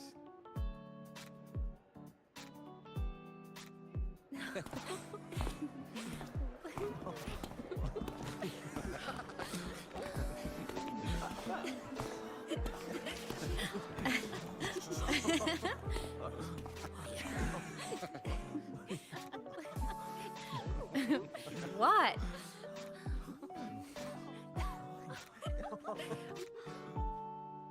They can't see you. Why bother waving? Oh, just a habit of mine. Waving, chatting, going to class. It makes me feel like I'm still alive.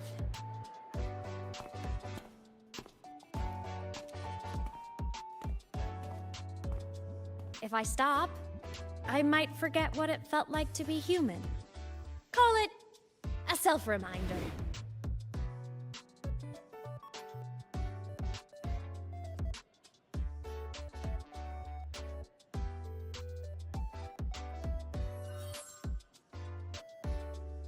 Fleet Snowfluff? Yep, that's me. But don't say my alias out loud. It's embarrassing. So you weren't just a synchronist. You had a whole other life here. Just one of my many hobbies. I was into photography, gaming, movie nights with friends. Figured you only get to be a student for a few years. And I wasn't the ambitious researcher type. I wanted to soak it all up while I could. I tried a little bit of everything. I just wanted a happy, carefree life.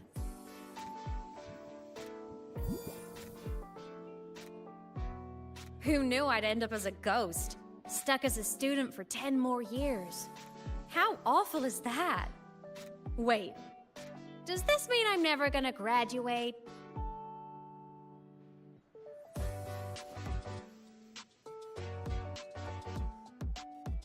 You might get a chance once you've restored your body. Hope so. Guess everyone needs something to hold on to. It's good to have a little hope.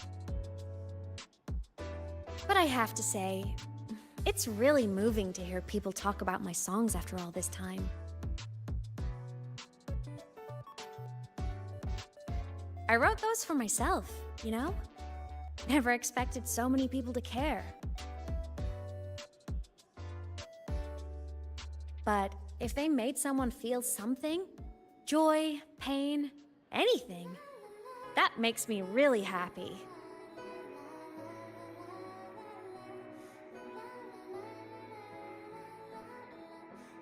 Hey, listen. Hear that song playing in the auditorium? That's the unfinished demo I left on my site. What a shame. I really should have finished that before the training run. Now it's my little musical epitaph.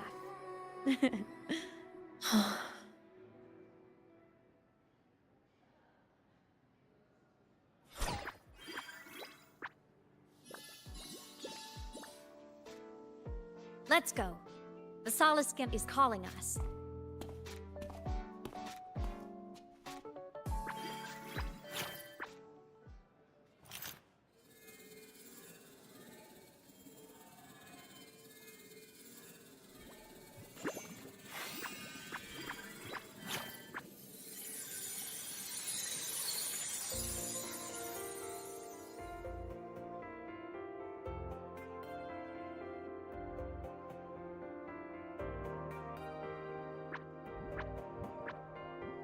Okay, flowery.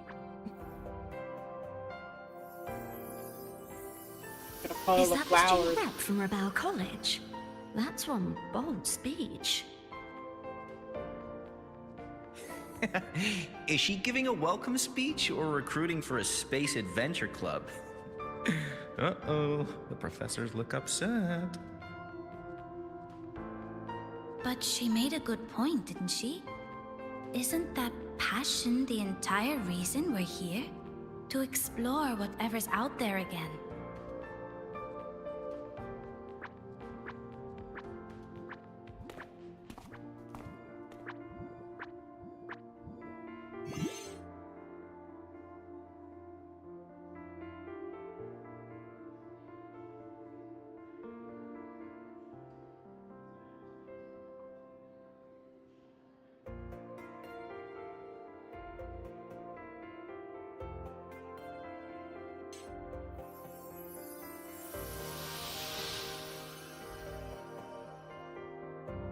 Imeth, right? I remember her sync test scores were off the charts. We might be looking at this year's prime Exostrider candidate. Don't be so sure. Heard about her extracurriculars. Put nicely, she's quite the dabbler. Put bluntly, she doesn't take anything seriously.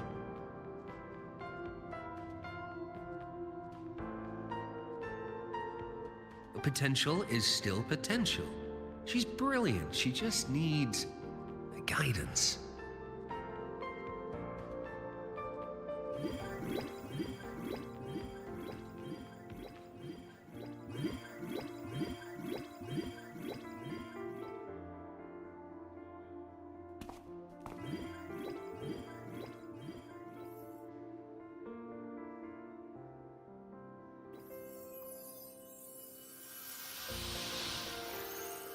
May we one day walk among the stars, to touch with our own hands a universe so cold, so real, and so breathtakingly beautiful. That's all from me. If I keep going, my credits this year might be in danger.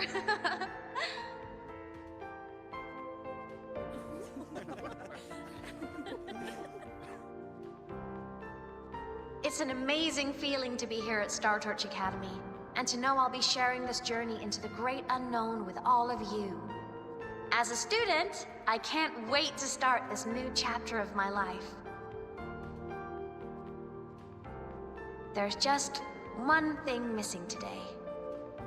I wish my family could be here in the crowd to hear this. So, to her, I want to say, I'm doing great. And I'm happy. Everything is just as you hoped it would be. So please, don't worry about me.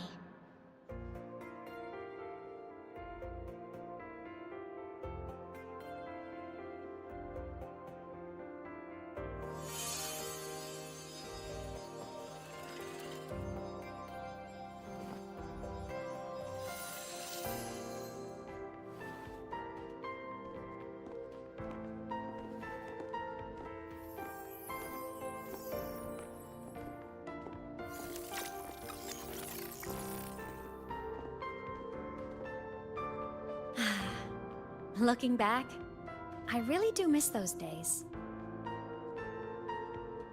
Star Torch Academy is a nice place. I mean, I caused my fair share of trouble, but the professors never turned me away from lectures. You saved the Hyroi, Imeth. But you paid for it with your future. And no one even knows.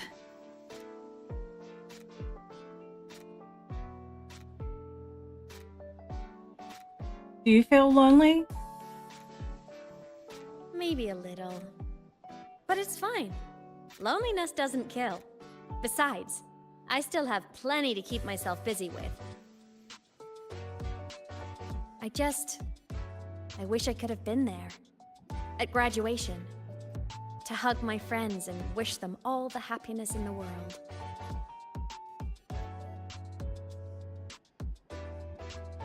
The Soliskin headed outside. Let's catch up.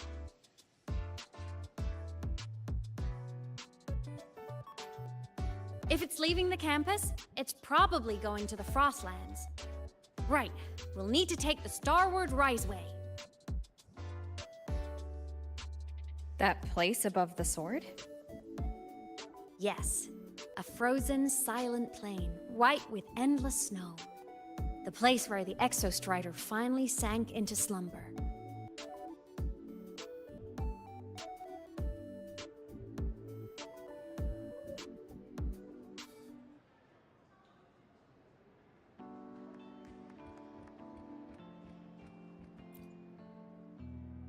Our next stop is the Starward Riseway.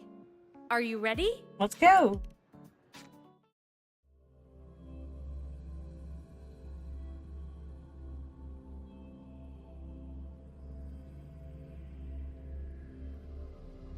When I was a kid, I once hid in the Starward Riseway and made it to the Frostlands all by myself.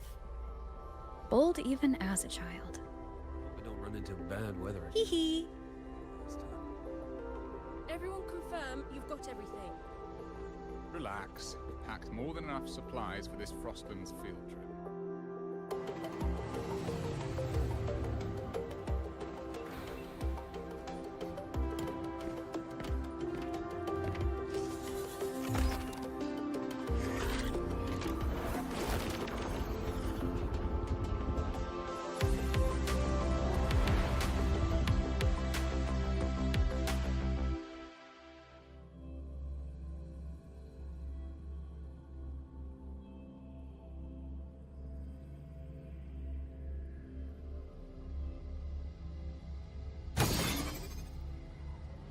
Have you got your thermal jacket on? The extra.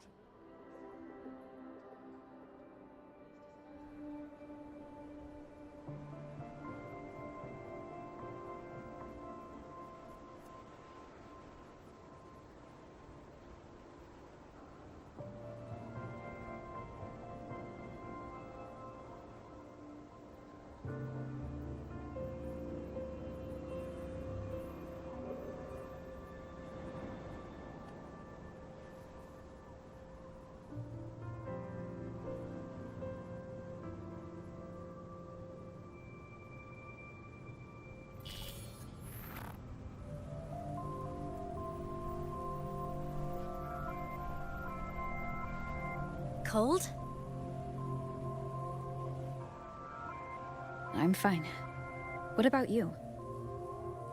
Between you and me, ghosts can't feel the cold.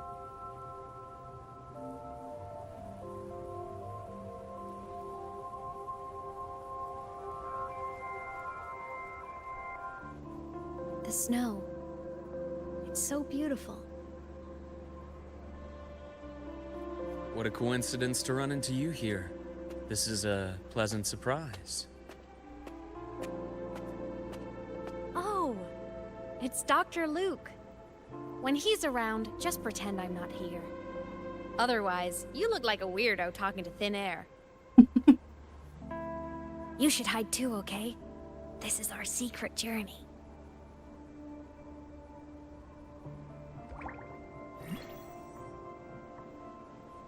You know him? He's the school doctor. All the students know him. I didn't super well, but I do know that he's been in Lahai Roy for a long time, and you can trust him. You came to the Frostlands for the Exostrider?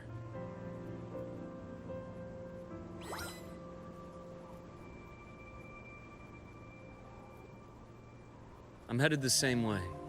I've got to check in on some researchers stationed out here on long-term fieldwork.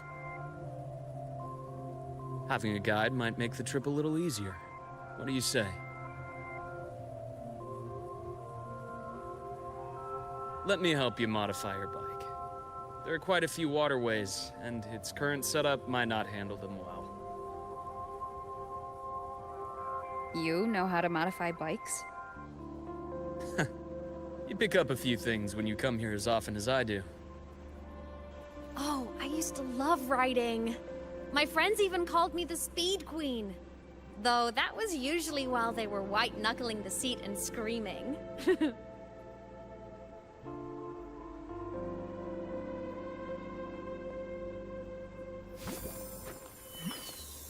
Look at this place.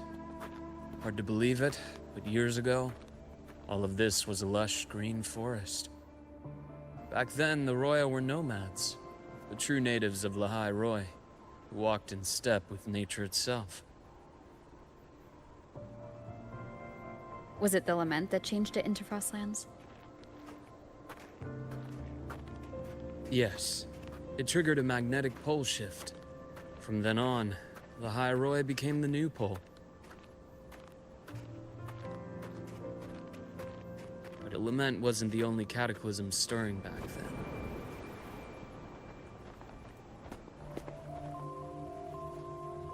In the past, we had already reached the stars, but at some point, the etheric sea spread to cover all of Solaris. From that moment on, the universe locked its doors. We couldn't verify whether the sky above us was real or just a reflection. countless spacecraft were lost. Our space exploration programs were abandoned, and space became out of reach. But times have changed.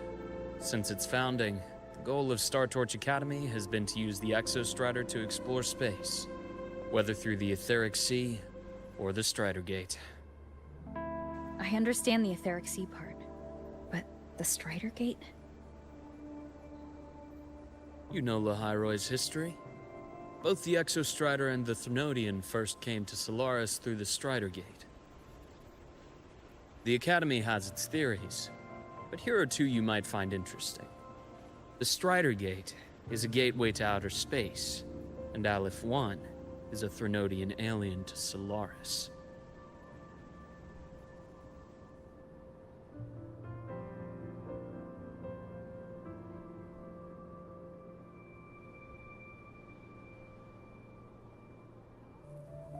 An outer space gateway, you say? Like a space station. With a gateway like that, of course we want to open it.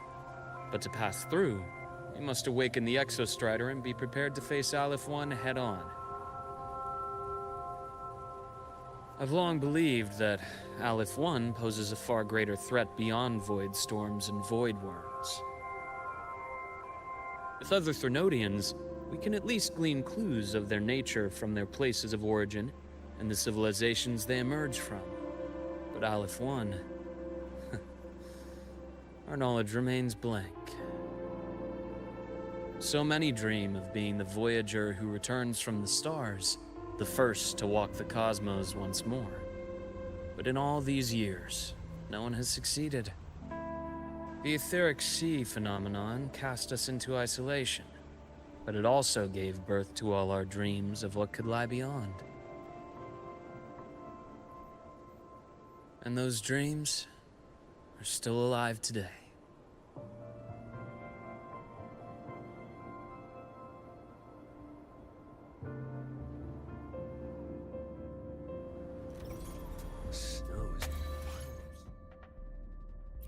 Ooh, I can now ride on ice, man. I can ride on ice. That's so cool. Nice. writing. Thank you, Luke. You're the best. And I got more tools to change it. Anyway, to be Dr. Herson? touched on later on. Where is that? Just call me Luke. It has a nicer ring to it. No? And Luke, you asked about my feelings on the Academy. What about yours? How long have you been here? About 20 years. What a I was a capable traveler man. before that, seeing what You can, Solaris had to offer. Then a friend asked me to come to a high road to keep an eye on things here for her. The students make it easy. Watching them find their way is its own reward. They enjoy talking. You see that? Ancient life forms. Frozen right into the ice Wow, walls. it really is kind of slippery. Millennia frozen in a single moment. Preserved so perfectly you can almost see what they used to be. To be stuck like this forever. Kind of miserable, don't you think? Very bad at driving on ice. Must be around here. Ah. Someone's ahead.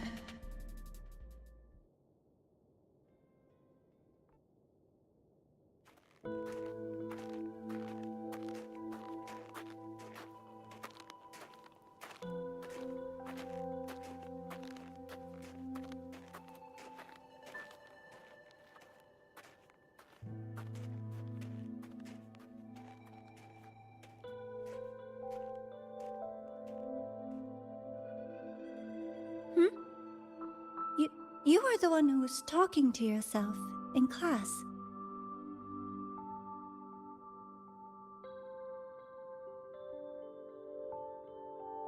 Whoopsies. Oh, and Dr. Herson. You are traveling together? Did the Academy greenlight a new field trip? Just my routine checks on the field researchers. Rover here has their own business to attend to, but we're headed the same way.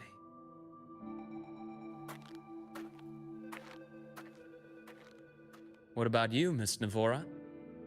Chasing more fallen debris? Yes, exactly.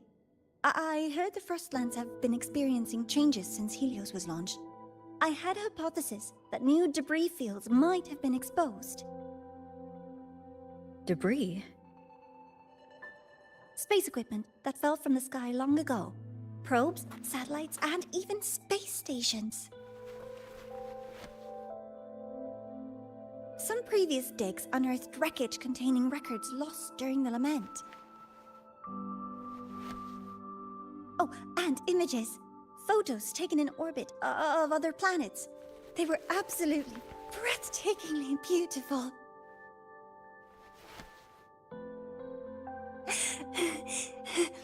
Oh, sorry. I got carried away. It's okay. Passion is a good thing. Thank you. Sometimes I'll just start info dumping. Wow, half these I know girls it's are not the autistic. best. Tell me. They're all autistic, man. The universe. I see. What secrets is it hiding behind all those infinite stars? I really want to know.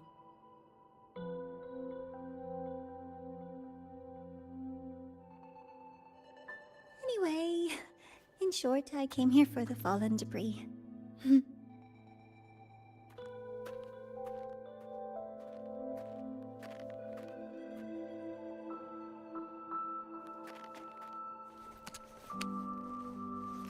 The data on the instrument shows there's a high chance that close by... Huh? Oh, the crack. Oh, no.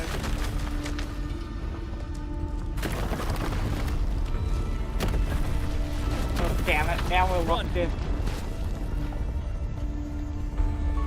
They're trap me in here. I don't want to trap.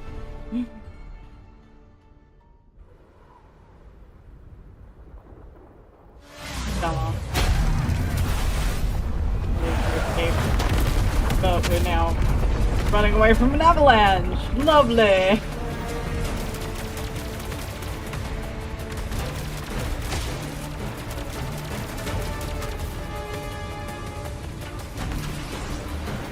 Okay, after this, I think I'm gonna, like, stop after this action bit. I think that's a good place to end on.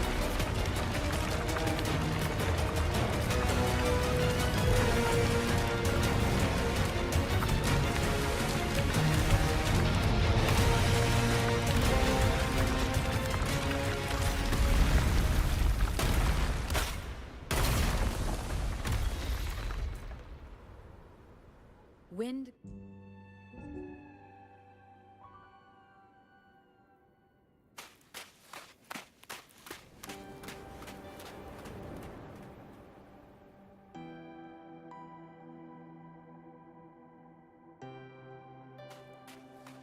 I knew it! There had to have been undiscovered debris in this area. It must have been sealed in the ice wall all this time.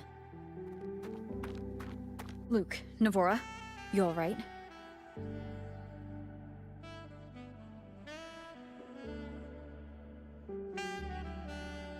Oh, I'm good. Perks of being a ghost, you know? I'm so sorry. It's my fault for putting everyone in danger. Yeah, you did, girl. The collapse was an accident. No, We're it wasn't. all okay, It so was don't blame she. yourself. She had that But the way we weird came in is measuring completely thing in blocked. there. Don't you lie to her. Scaling that ice wall? It's too high. Too risky. I'd rather not have a student on that climb.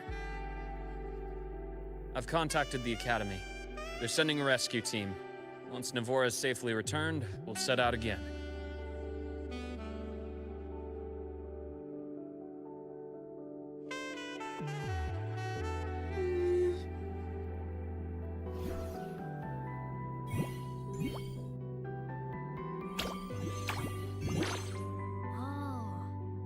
Hey, little guy here says our next stop is deep in the ice. There's a path at the bottom of the station. Want to check it out? Not right now, Alma. What about waiting inside the station? It's freezing out here, and another collapse is possible. It's safer to wait for the rescue team indoors. I agree. With Rover on the team, a quick recon should be manageable. Up to you.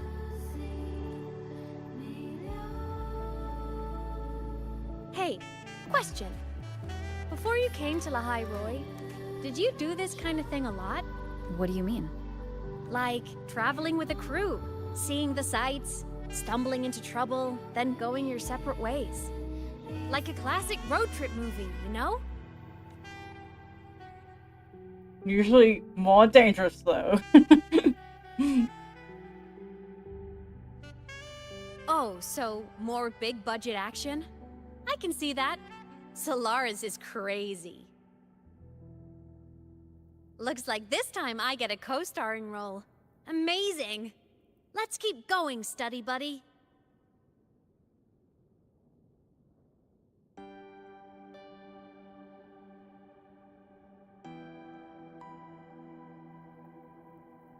There's a collapsed entry point over there, but it's blocked. Some kind of barrier caused by unstable... The Exostrider sleeps in these frostlands. Void storm activity can make local frequencies unstable with fluctuating void matter levels. Oh, taking this opportunity, let me grant you access to the module adapter. Huh. It's already unlocked. That must have been Lucilla. Let's move to an area with a stronger signal so it can be deployed.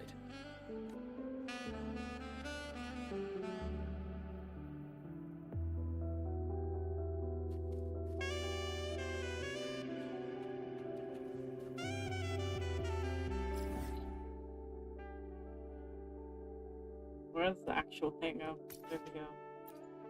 Can I even get there? Damn it, there's a wall there. Oh, I'm gonna have to keep continuing the story. This is annoying. I just want to get out of here. Please let me out. I'm trapped in the ice. Oh, good. Okay, I'm not going that way. I'm going this way. Wee. If I can unlock that thing, then I can explore all this area. What? What the hell just happened there? Oh, good. I can. Good to see. So I possibly could drive around there to The unlock night's it. challenge has arrived.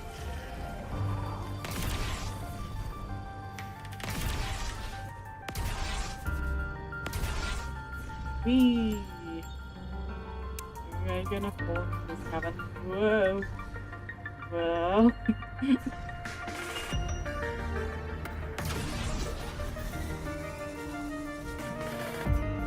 Yeah.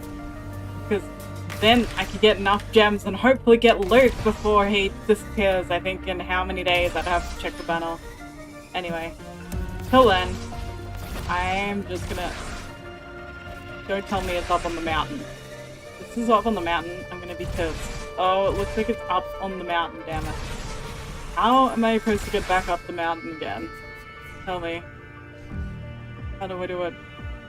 This feels like it's impossible.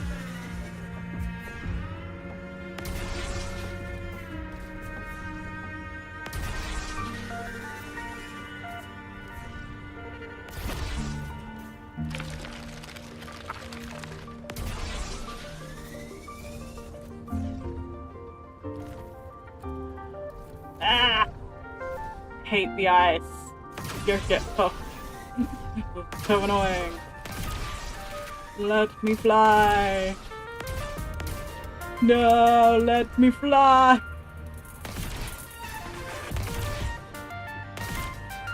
No. No, I failed. The night's challenge has arrived. Oh, okay.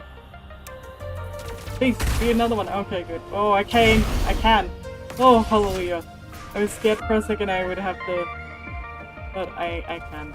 There we go. Up here. Yes! We can get up there! I'm not gonna go much with the story, I'm just unlocking this.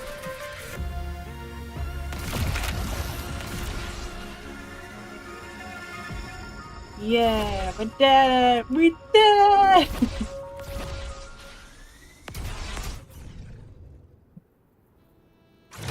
I know the Resonator left the team. Can you just stop telling me that?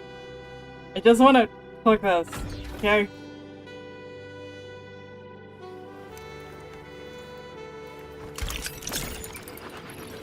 Yeah. Now I can see the whole map. Hallelujah! Look at how big it is. Oh, there's still another bit. Oh well, that's for later on. Anyway. How many days do I have left? I have 10 days. Okay, that gives me quite a lot of time. Fingers crossed I get Luca during that time. Anyway, I will stream the rest of this quest on Friday. So stay tuned to my Twitter and I will post what time I'm going to stream there. Most likely the evening, like I always do. And thank you for watching this stream. I will... Today's story is the great if you liked it, please like and subscribe for more, and I will see you next time. Bye for now! And the victor is Gardathea the Knight!